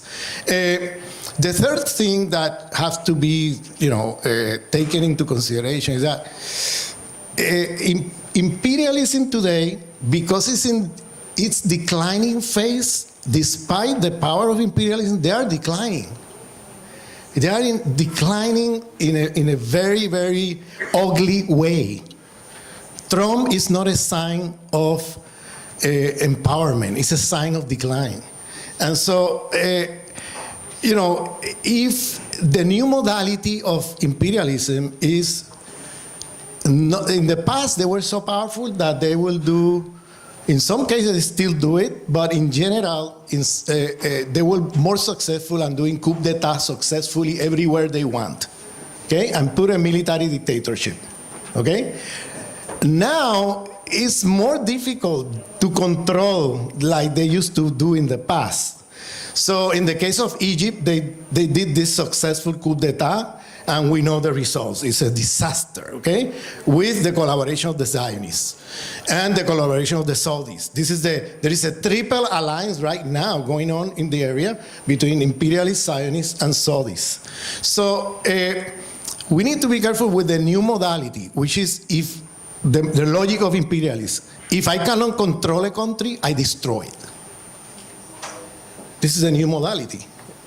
They go and destroy the country because they better today, because of their own weakness, they prefer to destroy a country if they cannot control it than you know, go ahead and do the typical thing, a coup d'etat, etc. You know, when that doesn't work, they go for the destruction. And we need to, in a sense, there have to be some kind of awareness or policy, and this links also with sectarianism and things like that, of how to deal with situations like this. Because, you know, just when you look at Syria, it's like, what a mess, you know, in terms of everybody's there, you know, in some way or another. And it's a very difficult context and situation. And we saw what they did in Libya. We saw what they did in Iraq. We saw what they're doing now in Yemen. We're seeing how they're going country after country, destroying them. And so there have to be some kind of awareness. The other thing I wanted to mention is, as a suggestion, is when Hatem suggests this idea of getting some funding and not support PRs, you know, because that's what happened many times, is that those countries who have the possibility of putting some resources to fight Islamophobia, they still think that Islamophobia is a problem of lack of understanding about Islam or ignorance. And so that's why they take the PR line. Okay, let's put millions of dollars in doing publicity in the West, everywhere that Muslims are good, that et cetera, et cetera. And as if it was a problem of education or something like that. No, this is the police of empire. And this is racism. You know, it's a form of racism, Islamophobia. And so you're not going to fight that by putting money in PR campaigns. You have to put money in the organizations that are actively fighting racism on the ground. And that's where the resources have to go. And so this is, another suggestion, in terms of states that have that possibility to move in this direction, instead of just putting advertisement to show how Muslims are okay, et cetera, et cetera. And that doesn't go that far, okay? And anyway, I'll stop here. Thank you. Thank you very much. Thank you so much. I have 19 recommendations from this panel. Should be done by tomorrow. I wish I could just read my own handwriting. So, is there a pharmacist in the house? No. Okay. All right. The first one is to make education inclusive towards other faith diversity and more about Islam. He's talking about basically governments like Greece and the Balkan and other European countries who can expand their education curriculum. The second recommendation involves a law enforcement component or mechanism to confront racism and discrimination, again, in these non-Muslim or non-Muslim majority countries that effectively can tackle Islamophobia both on the physical as well as discursive levels. Third is to have training courses for officials or others who deal with Muslims, sensitivity type courses or interact with Muslims. The next one is to implement policies that target integrating Muslim groups within society. Then we have a series of recommendations for Muslim majority countries. First is this is number 5, incubate funds towards connecting Islamophobic study groups by maybe establishing a waqf or some sort of a fund that can help these organizations that study and focus on Islamophobia. Number 6 is directed towards the OIC, Organization of Islamic Conference, or Cooperation rather, to make Islamophobia as a specific project, especially by targeting Islamophobes, especially owners of businesses or big companies like Estée Lauder, by instituting some kind of boycott sanction type policies. Number 7 is, this is addressed to the legislators in Muslim majority countries, is to hold hearings. I'm assuming in countries that actually have independent parliaments, by experts to expose Islamophobia and take legal actions against individuals and organizations who support Islamophobia. Number 8 is for the Muslim world to undo this age of terrorism and start, changing the language. Actually, another person also gave this recommendation, the change of the language, and to link both. Number 9 is to have the representatives of Muslim states in Europe and the US to connect and link up with groups and individuals in those countries who work against Islamophobia. Number 10 is to connect what is described as cold and hot forms of Islamophobia, specifically to unify like-minded organizations or states. Not to rely on everybody, because everybody is not the same, to play the role of confronting Islamophobia seriously. Certain countries, they were not named. This was Dr. Salman Saeed's recommendation, but people could, I guess which states are being addressed by this recommendation. Those who are accountable to their people, and reduce the idea of nationalism also in the Muslim world. Number 11 is to formulate a position that is based on justice and freedom, specifically initiatives such as the full support of BDS as a model. And we're talking about here a model against this form of racism in the Palestinian context. Number 12 is to completely embrace academic freedom at all levels. Number 13 is to remove the language of terrorism. I guess this is similar to the previous one, which was number 6, I believe. So I'm not going to name this one. So number 13 is to tackle the structural form of Islamophobia through monitoring things like the court systems, monitoring procedures. Number 14 is to engaging different actors and challenges of representations and how to encounter it. Number 15 is to deal with the violation of human rights against dissidents. Again, we're talking about both outside and inside Muslim majority countries. Number 16 is to understand that our universities have to, or our universities in the Muslim majority countries have to be decolonized. And the systems of education have to be decolonized, specifically being Western-centric, right-wing epistemology. Knowledge production has to be cleaned up, in other words.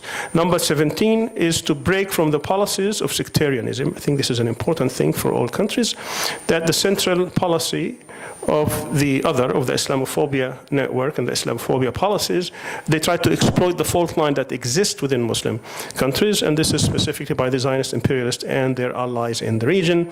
And the last one, number 18, is to understand the new modality that if you cannot be controlled, you will be destroyed. Thank you so much. The next panel, and this is a very short one, I have only 4 speakers. Dr. Muhammad, actually one of them left, so I have 3 speakers. If any one of them care to join from our speakers, please feel free to do so. Dr. Morandi, Dr. Irhan, and Sahar Aziz. This is on the media. This panel is on the media, and we're going to speed up here.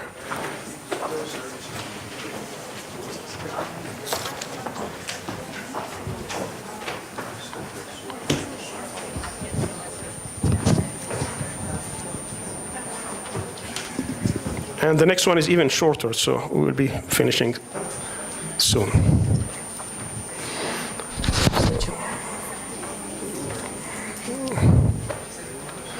You signed up for it. I didn't sign you up. What's that? I said 2 or 3. All right. Oh, you said this or that? Yeah. I see. Sorry.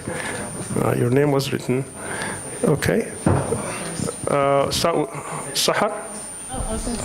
Okay, it doesn't matter. Okay, I can go first. I'll be very brief and quick. I'm also hungry, so. Actually, some of the previous speakers already talked about, actually you also talked about the role of media, and Burak Erden also talked about the role of Midnight Express. I think I'm going to touch upon some key issues that I think they are important. Media has an important role in terms of creating a narrative, and sharing this narrative, I think, spreads the issues about Islamophobia. And there is one slogan that I like about Turkey-EU relations in recent months, there is not the time to talk about each other, but it's time to talk to each other. And I think we need to increase this dialogue and increase the shared spaces. And one of the dangerous things, I think, which is happening also in Turkey and also other parts of the world, is polarization of the media. And instead of, when we cannot find a space to express our views in the mainstream media, we create our own media, and we are talking about the others in our media between ourselves. And I don't know how it's going to help to enrich the dialogue or get reach to others about sharing our feelings and try to get to understand each other. So more shared spaces, I think, is needed, and we need to do something about that. The next issue, I think the NGOs and the other groups who are working on Islamophobia can reach the newspaper editors and the screenwriters.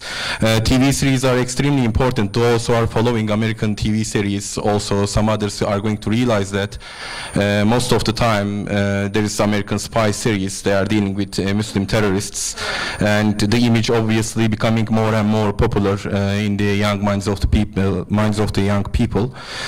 There is an issue to be challenged. I don't know how we are going to do that, but I think also we need. I don't know how this is the case right now, but when I was in the primary school and secondary school, when we talk to friends, what would you like to be when you are going to getting older? And most of the time people were preferring being engineers, and we are all social scientists here, but there were not many people who are interested in being art, being in sports or the other parts of life, which are going to be popular in life. So we need more examples of living Muslims being in popular culture, being more visible. We were talking to Dr. Todd Green, and initially we only could remember the name of Muhammad Ali, and nothing else, nobody else came to our mind. But later I thought maybe our young friends or students will know. Currently there is a guy called Zayn Malik in the music group One Direction, and he's very popular among young people, and most people all over the world know his name, and he's a Muslim. I later remembered that Karim Abdul-Jabbar was a very popular figure that we used to follow as a Muslim. So we need more this kind of people visible in media. And how it's going to happen, also we should encourage our kids and students to be active in all parts of life, also in literature, being active in these fields. What else? We talked about the media. Actually, Dr. Mohammed mentioned about this, about the Turkish coup attempt and how they could watch it. I think there is also a fine line here, or thin line, that we should be very careful. Public diplomacy started to become more and more important in recent years, but the state media sometimes is not taken seriously by the outsiders. That's the issue. There is a thin line. Sometimes it can be considered as government propaganda and not taken seriously either. So there is a huge issue for how we are presenting our news, or we should find a way, try to at least, I don't know, seem more neutral when we are presenting our facts. This is more an issue for an expert on politics in media, and I don't know, I'm not an expert on this issue, but this is an issue to be considered. And finally, soap operas issue that again was mentioned, and the movies issue, which was mentioned previously. I think they are both important. You mentioned how Midnight Express influenced your views about Turkey, and you are right. Also, Turkish soap operas are very influential. But I'm not saying this only for Turkish opera, so for all kind of TV series. I remember when I was PhD student in the UK, there were many TV series in the characters, you will see Muslim characters putting on their traditional Pakistani clothes and praying in the TV series. So they were becoming part of mainstream life. When we see TV series also in Turkey, this is an issue that you do not see the representatives of Muslim life or Islamic life in TV series. I mean, it's not considered maybe as a normal thing. This is an issue to be tackled with maybe, and again, the connection or contact with the editorial screenwriters. This issue, I think, becoming more important to deal with this challenge of confronting Islamophobia. Maybe it's not an issue in Muslim-dominated societies, but I gave the example UK, or also American TV series. We should see normal characters as living examples of Islam in TV series. Thank you. Okay, so I think first there's a threshold question, which is, do you want to use the media to challenge empire, Zionism, patriarchy, or are you going to work within the existing media system, which is based on those paradigms? So I think that then will give different recommendations. If you are trying to change the paradigm completely, then you're left with I think the only alternative, which was to create your own forms of media and use that as the foundation for which you will spread the content that challenges the systems. I mean, the latest example is if you look at The Intercept, which is now Glenn Greenwald's media outlet. He used to write for The Guardian. He's always been very critical, very left-leaning, and certainly challenging of the status quo. And it's been impressively successful. I don't know how many people read it and the demographics, but I think it's relatively mainstream insofar as it's very well read. Had he tried to be a journalist in the Washington Post, the New York Times, the LA Times, which has a very large following, all right, or a commentator on CNN, MSNBC, Fox News, pick your mainstream meaning very large numbers of eyeballs, he probably would have been purged or had to compromise the content. So that's the first question you have to ask yourself is, which path, and I don't think they're actually mutually exclusive, but just acknowledge that if you're going to go through the existing media that is based on the status quo, that you manage your expectations and have a different set of objectives. Okay, so let's assume we're going to go through the mainstream media for a minute. So a lot of these are just tips that everybody knows, but I've been doing media for a long time. And the first is it's a long game. So this is something that you do over years and years and years. It's not, we just want to change the image of this issue or the portrayal of this particular event. It's more of we want to have access over a long-term basis with the media so that whenever an issue arises or whenever we want to put forward a message, we already have that relationship. So you build the relationships with the journalists, with the TV producers, with the anchors, and you don't just wait for them to call you. Sometimes they usually will call you when there's a crisis. That's how the media operates. But you can then start pitching them stories too when you want to shape something or when you want to portray Muslims in a certain way. The second is writing commentaries, opinion pieces on a regular basis. It can't be once in a while. Again, it can't be just reactionary. And you have to be thoughtful about how can I get the message across. And working with media, they're very profit-oriented, which translates into how many people are going to be interested in the subject matter. So you also have to anticipate what you think is going to be hot and try to even be creative in finding a hook that doesn't have to be based on a crisis or a negative event like a terrorist or attempted terrorist attack, which is usually the only time they ever want to talk about Muslims. The other is to use so something like this conference, all of your substantive work products can all have derivative media work products, whether it's a conference, a panel. You see it frequently, like when the news come and interview us, in many ways those are derivative products of this conference. And so there's ways to always be thinking ahead when you're creating substantive work, so it's not for the media per se, it's not talking points, a short opinion piece, Twitter feeds, but it's more of how can we take and produce different work products that are usually, they have to be shorter, more concise, unfortunately, less analytical, which is unfortunate. But if you have a regular relationship with the journalists, you can provide the background off the record or when you talk to them, and then they're still going to abbreviate it, whether you like it or not. So I have a different perspective on PR specialists, but I consider them, you hire them. So what PR specialists help you do, they should not be drafting your content, but they can be very, very instrumental, and that's why you're hiring them, in getting the content out. So unless you have a large staff, you need things to go viral or to get picked up or to, how are you going to get that op-ed picked up by a mainstream source if that's your goal? Or how are you going to draft it in a way that both doesn't compromise your message, but maybe you can get a professional to help you polish it? Excuse me, how can you get advertising for this conference? So it's more about advertising and getting that message out, and that helps to overcome just preaching to the choir, that helps to overcome just a small, you do all this work, but nobody ever knows about it. And oftentimes it's the work that isn't criminal. Right, so it's the good work that you do, the charity work, the education work, the science, the technology. It's all these things that people don't hear about because it doesn't bleed, right? If it bleeds, it leads.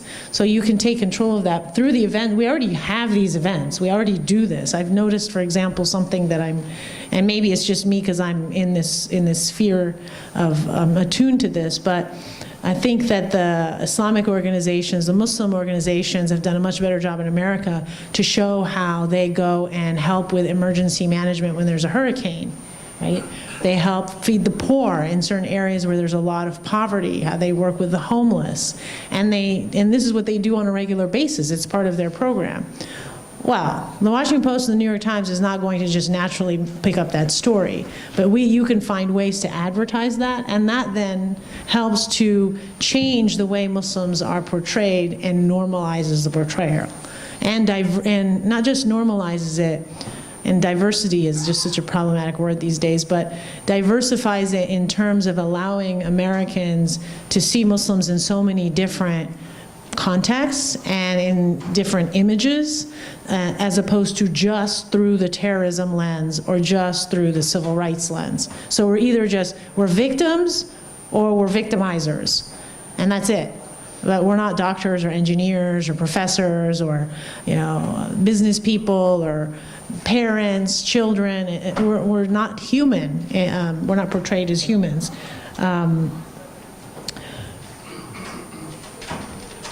So that's if you're going to just work with the existing system. Let's say you want to, and it's not mutually exclusive, now you want to create your own. And I think that that's definitely something that's worth doing. Just manage your expectations. It takes time, and if the quality's good, if you build, they will come, as I think Glenn Greenwald in The Intercept has shown. So there's a lot of different types of media. I'm a big believer in blogs. The key with blogs is they're very time-consuming. You have to feed the blog. Right? It's like this hungry child. You must always feed it, which is very time-consuming. So you can't create a blog and then blog a few times and be done, or blog once every 3 months. You're wasting your time. You're better off just writing a blog and having it posted somewhere else. And that's fine, you can do that. But when you have your own blog, you can control the message. Just like if you have your own radio station, you have a lot more control. But if you're going to make that commitment, you need to have the capacity in place because you're really not going to see the fruits of your labor probably for a year, maybe 2 years. And then once you hit the tipping point, it becomes this source of information. Podcasts are very, very popular these days. So if you can do a good podcast, again, time consuming, and it has to be professional and interesting, but people actually listen to those. YouTube channels, we already know, and then of course books and journals. And again, it's just as you get more and more followers and the word spreads, then you have full control over that media. And that also gives you more flexibility in the type of content that you do. And then finally, I want to talk about the portrayals of Muslims in public life. Just be careful about the use of stars, what we call the exceptions. Whether it's an Olympic gold medal winner or whether it's the basketball players, there's nothing wrong with having them in the media. They should be. They've earned it. But what happens is they do this with minorities in general, is, well, you're different. You're not like all the other black people, right? You're not like all the other Muslims. So they just exceptionalize it. So you really haven't changed people's viewpoints about the group. You've just said, oh, well, they individualize it. And oftentimes, so you can't just rely on the stars. And also the stars are easily co-opted, unfortunately. They'll get invited to the White House. They'll get invited to all of these mainstream contacts that essentially give the rubber stamp, usually with the best of intentions. They don't do this on purpose, but give the rubber stamp to that status quo, the Zionist, the imperialist, the patriarchal system. And you really haven't. Sometimes you've actually done more harm than good. So we need to be a little bit more creative where, again, it's not mutually exclusive, but we can't hang our hats on that. And finally, and maybe this is just my own personal bias, I think comedy is remarkably effective. And it's like music, comedy, it just ties humans together. And so I find the more comedians we have, particularly to audiences that are not within our demographic, so people who are predominantly not Muslim, but finding that connection, it's usually going to be cultural, obviously, within that cultural context. That can be very effective in humanizing us and saying, we all laugh, and it's obviously you have to be careful about what the jokes are about, but there's anyway, I think that's also a universal language, the comedy and music. Thank you, Dr. Randy. You can take 2 minutes. I apologize. I didn't mean to come up here again twice. I misspoke, and so they put me on both lists. But I'll just mention 2 or 3 things because I know you all want to leave. With regard, there's no clear-cut solution to anything. And for example, even The Intercept, it has major problems because the owner, he's a billionaire, and now some of the editors that he's brought in are actually very much against what Greenwald has been promoting, and they've been bashing Snowden quite a bit recently. So he wants to keep mainstream because, as you were pointing out, many of these celebrities or wealthy people, they don't want to cause trouble for themselves. So who was it? This group in the United States before the Iraq War, when I remember because I was in England at that time, and I was a part of the anti-war coalition. The Dixie Chicks, they spoke out against the war, and then the media, destroyed them, even though they were apparently very popular in the United States. So the media is very powerful, and all of these solutions have their own problems. Personally, I think one outlet is the Consortium News, for example. I don't know if others would agree. Some of the information, or some comedians actually are quite good, but they're isolated. I mean, the Jimmy Dore show, he's I think a comedian in California. He's sometimes more progressive because these mainstream media comedians in the United States, like Colbert and so on, they're all a part of the establishment, as we've seen. I just want to give one small personal example to show what can be done. I don't have one problem is that we don't promote our own media. This hotel that we're in actually has TRT, but I've been in hotels in this city before. They don't have TRT, and all you get is BBC and CNN. And the same is true in Iran. You go to hotels in Iran where they don't have TRT, they don't have Press TV, they don't have RT, they don't have CCTV, or CGTN, I think is the new name. But you have, in Iranian hotels, you have BBC and CNN. So, this is something that, those who are, we have to, this is all, I think, a part of that colonization of the mind, that, we ourselves are a part of the problem. And until academia and academics and students don't break that mold, I think this is going to be a continued problem.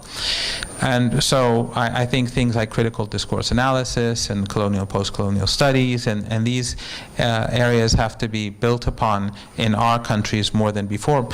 A lot of important thinkers in this field are actually in the West, and we are not producing, I think, enough, unfortunately. And then I want to just give one example of how sometimes you can undermine things. And that is, recently I was invited to the BBC World, by the BBC World, to do a show, Global Questions, in Beirut. And I was cautious because I don't trust the BBC that much, obviously. But and it was an edited program, so a lot of the stuff I'd say they'd edit it out, and so it was something between. Well, anyway, long story short, I accepted. And then a few days later, right before going to Beirut, the BBC contacted me, and the lady was sort of, we have some problems. I said, what? And they said AUB, which was supposed to host the program, the American University of Beirut, said so and so, Syed Mohammed Marandi, is not allowed on campus. And ironically, I did my sabbatical at AUB a few years ago. So I was surprised that why am I banned from an American campus? So the BBC, we have to find another guest. And I said, look, find another guest, but you should not go there. That can't be a venue. And the BBC was resisting. And then I don't do Twitter and social media. I only put up some stuff for my students. I'm not into it. I don't even know how to do these things properly. But I just put up a tweet, and on Facebook I said I've been banned from doing this program at AUB. And then some students and others picked this up. And this became an issue in Lebanon. And a small gathering, not like I'm important, but maybe these students didn't want to go to class and they wanted to, create some chaos. I mean, if I was in their place, I'd do the same, but it's understandable. So the BBC contacted me and said, we're changing the venue, and they invited me. Of course, they edited the show and so on, but AUB was embarrassed, and the BBC was sort of forced to accept this change. And it's not like a victory or anything, but what I'm saying is sometimes because you were saying social media, through social media, if we play it well, if we understand how it works, again, the critical discourse analysis, how the way knowledge functions, the production, if we become smart in this, I think there are lots of things that we can say. But as you were saying, I hate going on television. I really hate going on television, but I do it because it's very tough. You get attacked, you get insulted, you get death threats, and no one helps you. Don't think that anyone is going. When you do well, no one's, when you go home, go to work tomorrow. But if you say something like, say, you're no good.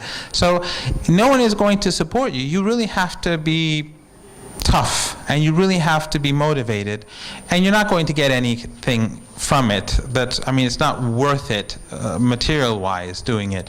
But I think it's something that people like yourselves, especially the young people, you really have to think about it. You have to be more active, and really the only way forward is to become more active in the media, in social media, and to try to strengthen the word alternative is not a pretty word, because it's sort of like it keeps it in the margins by repeating the term itself. But I mean the corporate media, things other than the corporate media. I mean, they say TRT is propaganda, Press TV is propaganda, RT is propaganda. The BBC is state-owned. Why do they say TRT is state-owned? The BBC is state-owned. CNN is a corporate that is linked to all of them have their own points of view. But the dominant point of view is the one that's empowered right now, and the alternative perspectives are being produced by these outlets, which are just as legitimate as those outlets, if not much more legitimate. And therefore I think that we should strengthen these non-Western so-called corporate media outlets, and we should be active. Thank you so much. We're back to our last two speakers. Can I just say one more thing? You can't say one more thing. Because I just saw the youth and I didn't have a message for them. So I think that every one of you, all students, should be trained in writing op-eds. So that's a recommendation that op-ed writing is an art. It's how do you get something across in about 700 to 900 words. It's actually a lot harder than doing it in 5,000 words. But I say that because I think one of the reasons, particularly why Zionists are experiencing a high level of anxiety in the U.S., is because their old strategy doesn't work anymore. So their old strategy would look for 3 or 4 individuals that are getting high, having high impact, like Dr. Sami, right, when you were in the States, and they target them and they eliminate them. Right? And so they just wait, they look for people until they get to the very top or about to get to the top, and then they go on a very aggressive campaign and eliminate them one way or the other. There's multiple through the criminal justice system, through the immigration justice system, through defamation, etc. That doesn't work anymore, because what's happened is there is the new generation of Muslim Americans and Arab Americans, who are the kids of the post-1965 generation, are like 2-3 times as many people. They're fluent in English, they're educated in the United States, they have social networks, and they know how to write op-eds. And so what's happening is there's too many. It's like whack-a-mole. So there's so many of them, and they're not big and famous, so it's not like you can go after them, and even if you did, okay, go after one or two, but there's like 50 others. So there's just op-eds springing up everywhere in mainstream, non-mainstream, alternative, and that then creates a new narrative. And the worst thing, like the way you manipulate mainstream media, is you make them fear that they're irrelevant. So when everybody's talking in a certain narrative and the truth is clear and they're talking in this alternative universe, they look like fools and they look like there's a story and they're not on the story. So then they actually start inviting that perspective. So that's my message to you. You need to learn how to write an op-ed, and you need to make the commitment to write one op-ed a month. That's your homework. Thank you very much. I just want to announce that I'm here and haven't been eliminated. No, I know what I know. I'm just making a joke. Come on. Okay, I have two more speakers, but let me summarize very quickly about this media panel. One was to have more shared media. Two is to contact newspaper editors, journalists, and TV series, either to commend them or to correct the falsehood. Three is through system education, especially in the areas of arts, music, media, and more examples in public culture, and more visible role models. Number four is to engage in public diplomacy as an alternative to state media that sometimes not taken seriously or used or looked at as propaganda. Five, again, about soap operas and films and other popular culture that can display Islamic way of life on TV. Six is to build relationships with objective and friendly media personnel, that these friendships can actually extend and allow you space where it may not be available otherwise. And I can attest to that. Much of my favorite media that I had, by the way, just to give you an example of the effectiveness of media in my situation, between 1994, actually between May 1995 and February of 2003, in a very small media market, and I was in Tampa. Tampa is not a very big city. A newspaper that was targeting me had over 1,500 articles in less than 8 years. And those articles were actually affecting some of the jurors. We had 10 to 2 in some charges. These two, the only thing they said, they were just reading it. So the media is very effective. But because we had good friendships with other media, there were another 800 positive media stories. Anyway, number 7 is to write op-ed pieces and letters to the editors on a regular basis. Number 8 is to disseminate positive images in the media, especially when part of as byproducts, conferences and workshops and seminars. Number 9, hiring PR firms not to write your message, but that could help in getting that message in a professional form and to be widely distributed. Number 10 is to create your own media outlets if possible, including blogs, podcasts, YouTube videos, books, journals, etc. Number 11 is use comedy to connect with others, by creating your own comedians, I guess. Sorry? And music, yes. Number 12 is to promote our own media and media outlets. Number 13 is to protest through either public campaigns and the effective use of social media to promote your message. Number 14 is to build, strengthen, encourage, and get alternative media. And finally, to train all students in writing op-ed pieces. And here I want to make an announcement. We at CIGA are very much willing to train you to write op-ed pieces in English. If you are interested, contact us, and we can actually design a 3-day course or 2-day course for you where you can actually learn how to write op-ed pieces in English. The last panel, I'm sorry we're taking only 2 speakers, Dr. Farhan Chak and Dr. Muhammad Musa, and each will give us 5 minutes, their wisdom, and then we'll conclude with a final word from our Secretary General, Dr. Uzbek, but we're going to give the final words to our 2 speakers.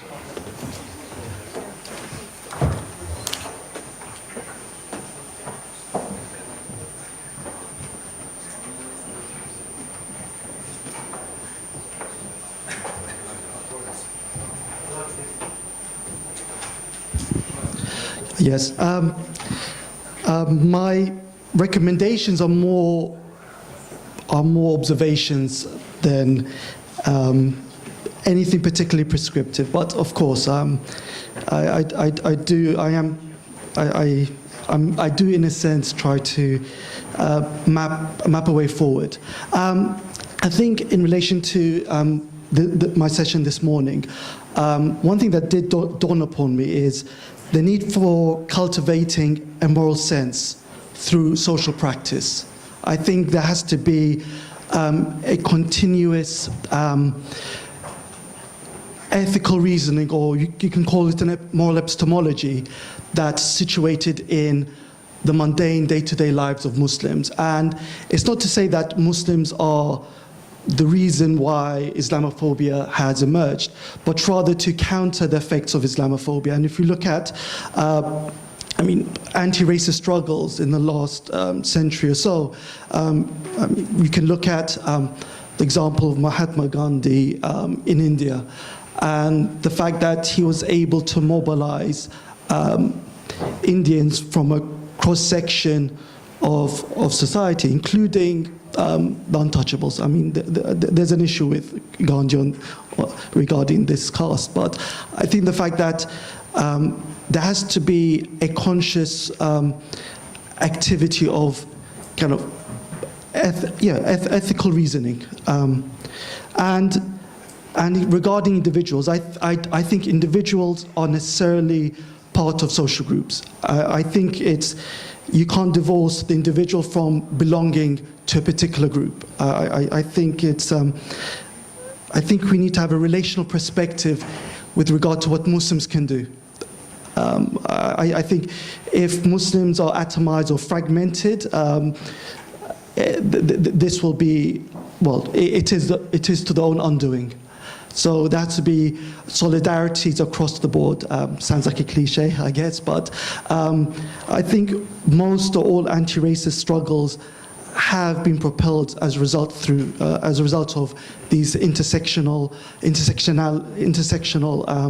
alliances, whether it be Martin Luther King and his close friendship with Abraham Joshua Heschel, for example, in the 1950s and 60s. And going on to the present, in the USA, you have the likes of Cornel West. And I think he's been a vocal critic of the American empire, and also standing up to Palestinian rights, and also attacking the demonization of blacks, LGBT rights, and also Muslims and Arabs. So I think the intersectional aspect of Islamophobia cannot be underestimated. And also, again, I want to reiterate, Islamophobia is not a result of what Muslims do. And I would say, but again, the onus is on Muslims to counter this pernicious phenomenon. And they ought to create as many transcultural opportunities as possible. And I think, I think this can take place through social media. The lines are blurred between journalism and social media activism. And I think it's, in relation to what Sahar said, it's writing op-ed, a 900-word piece, that can be pretty effective, and especially if it's done by young people with their hundreds, if not thousands, of followers on Facebook or Instagram. And also, I want to pay attention to problematizing how we relate to the state. I think we take a lot for granted in how we allow the state to form our consciences and consciousness. And again, we ought to have a certain distance from the state. And I think the recent wave of Islamophobia has, I would argue, emerged on the heels of Muslim elite and state relations. I can say that in particular in the UK, the last 15, 20 years, you saw an attempt by the government in its charm offensive to get certain Muslim organizations on board. But when, after after the terrorist attacks of the 7th of July, the new Labour government dropped these Muslim groups and started courting what you could call kind of the secular Muslim groups, i.e. the Quilliam Foundation, which was or still is populated by Islamophobes, I would argue. So again, I think within the Muslim community, we have a certain hierarchy, and I think those at the top. I mean, again, I can speak about the British case more of a first-hand experience. They have tried to get closer to the state elites, but I would argue that has been at the expense of those in the lower middle classes and also the lower classes. I think Muslim communities, I don't know what the case is in the USA, but at least in Western Europe, they're largely working class. If you see North Africans in France, Turks in Germany, and Muslims from the Indian subcontinent in Britain, largely middle class. And I think when Muslim elites try to court state elites and enter the corridors of power, it's not inevitable, but there's a tendency to alienate themselves from the rest of the community and appoint themselves as spokespersons on behalf of Muslims. So we have an issue of Muslim self-representation. Yes. And the question was raised about normalizing Muslims and integrating them into the mainstream. I think one of the previous speakers, well, a few of them actually, spoke about, okay, integrating into the mainstream, but what if that mainstream is characterized by inequalities, both in terms of gender, race, and religion?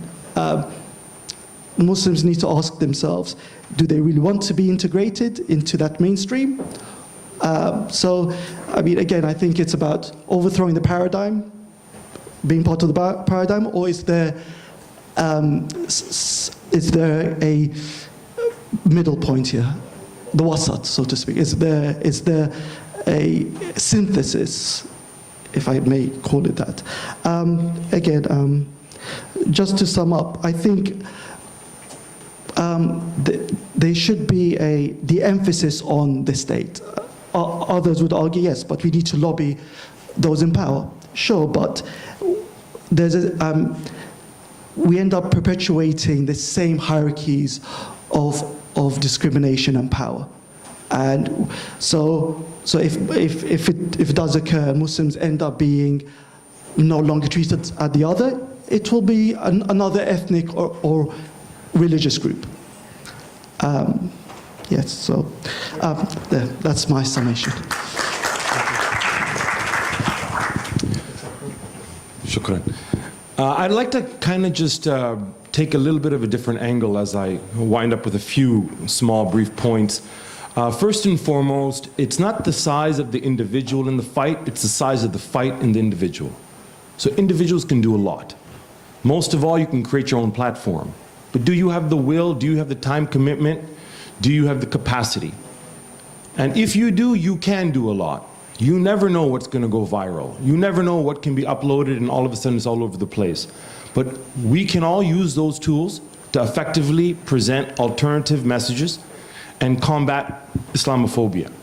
You know, we've all talked about policy prescriptions largely of what's going to happen inside non-Muslim majority countries, which I believe is the lesser of the two fights.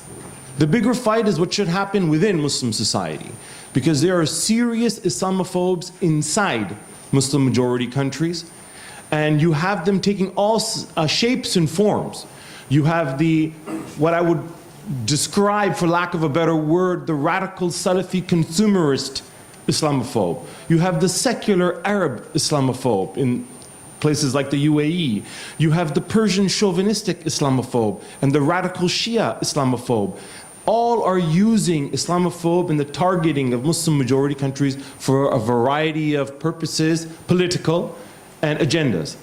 So young people from all over the Muslim world, whether it's in Turkey, Iran, all over, need to acknowledge and recognize these internal threats. that are the biggest impediment towards overcoming the Islamophobic challenge within the people that matter most, which is the people of the region. You can only be defeated if you defeat yourself. You know, Arnold Toynbee said, civilizations never die by murder, they commit suicide. So learning how to rebuild our relationships with one another in the region and reaching out to non-Westerners, to Latin America, to Africa, to Asia, reaching out to the global South, I believe will confront this white supremacist, white privilege, systemic type of Islamophobic empire that is also an affront to the indigenous peoples, it's an affront to the environment, it's an affront to Africa and Latin America. That's the partnership that we need to build. Thank you. Thank you very, very much. I have 7 recommendations for this latest panel. First is cultivating moral sense through social practice, day-to-day practice. Number 2 is on the personal behavior, to be a role model for what you believe in. Number 3 is to engage in activism, transcultural activism. Number 4 is as an individual to understand how to relate to the state. In other words, to have a certain distance from the state. Number 5, on the issue of integration, to have a sort of a middle ground. That means, in my interpretation, without compromising your core principles. And number 6, as individuals, to have the will, capacity, and time commitment to confront Islamophobia. That obviously is something that everyone has to examine within him or herself. And finally, to fight the evil sides or manifestations of Islamophobia within Muslim majority countries, such as, in his words, radical Salafism, secular nationalism, chauvinistic sectarianism, and so on and so forth. Thank you so much both. And I want to thank the audience. These have been very illuminating 3 days, very intense. We have discussed so many topics. All these videos and all these presentations will be online, so for you to hear them again, re-examine them, distribute them. But I think we've learned so much. I have heard from the experts in the field in Islamophobia that for them this was the best conference. I hope that is the case for all of you. It was for me for sure. So I want to thank you so much for being with us. I have our Secretary General of the Istanbul Zaim University who would like to give some concluding remarks, and thank you for being with us, Dr. Omar Farouk Uzbek.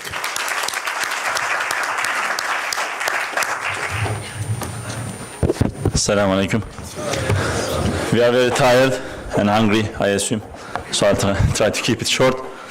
We are very thankful to host, experts, scholars, friends from all around the world.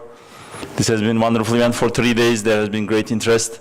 We learned a lot from, many scholars, many participants here. I should thank the Center for Islam and Global Affairs and its director Sami Aryan for all his efforts, and also the team, his staff, and volunteers for this wonderful event.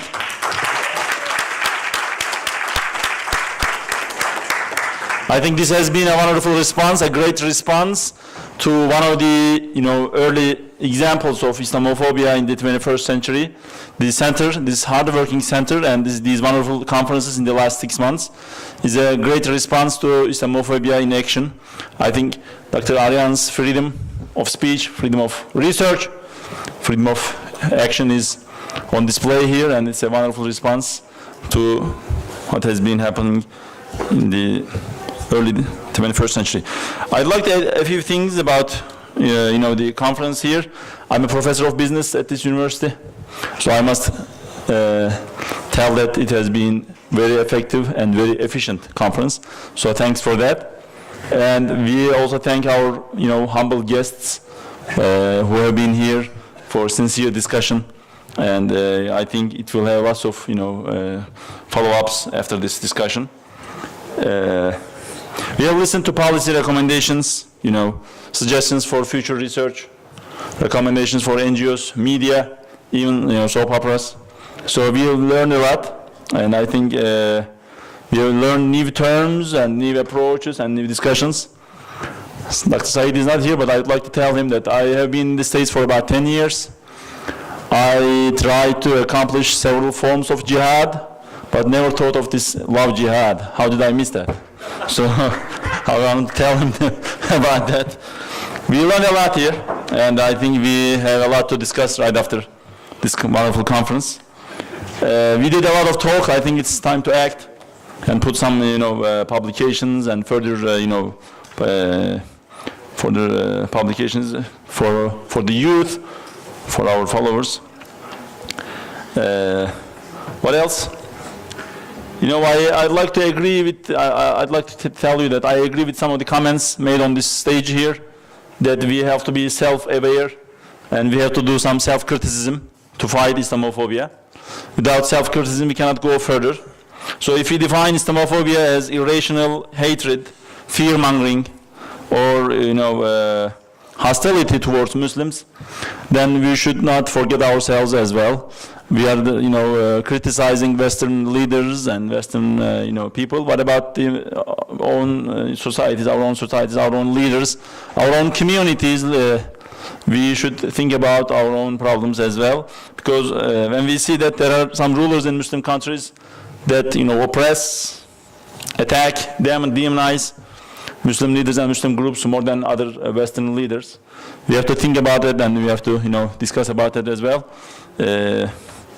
We should see that more Muslims have been killed, tortured, or jailed under Muslim leaders compared to the other ones.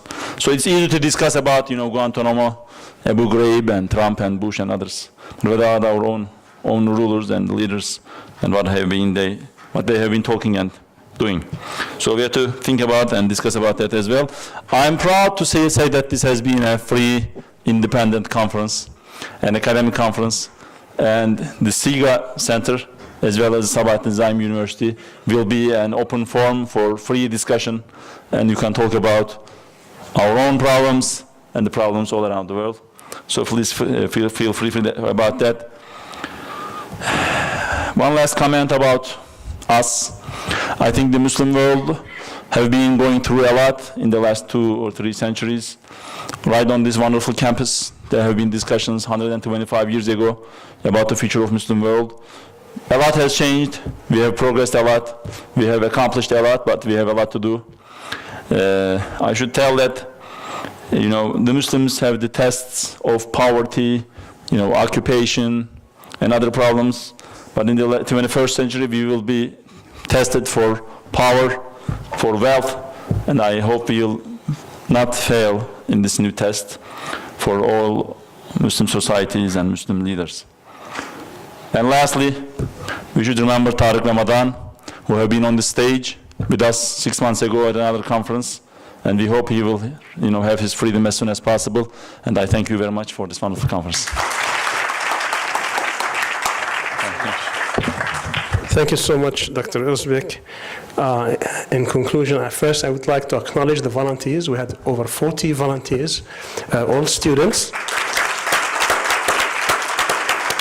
We have worked very hard and we're very grateful, very appreciative of all their efforts of being here early in the morning and leaving last. Then I would like to acknowledge our staff, researchers at CIGA, who are also been working very hard for many weeks. Please stand up, our staff. We have 11 of them. Thank you very much. And I would like to basically give a plate as a representative for their very, very hard work.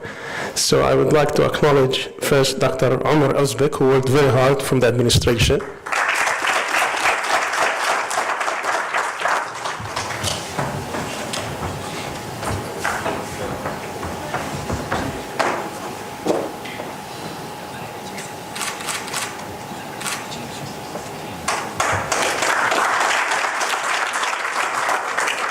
Next, from our staff, as representing all of them, she worked very hard. Linda, how you doing?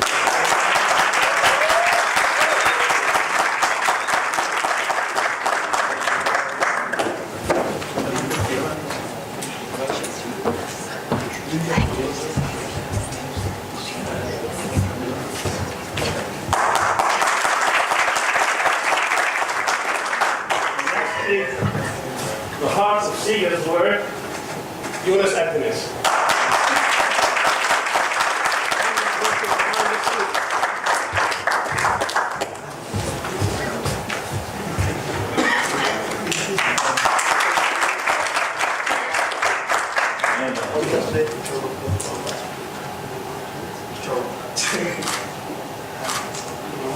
And I want to say to the volunteers and to our staff, inshallah, we're going to have a special appreciation lunch for you on Tuesday with the certificate. So please be there with us, hopefully in the garden. Hopefully the weather will be nice.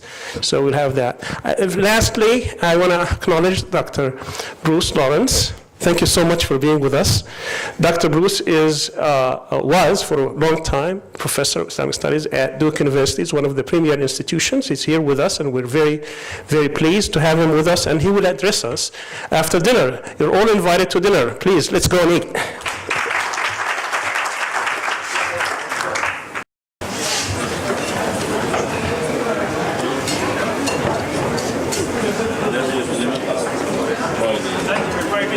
Sorry, I can't hear.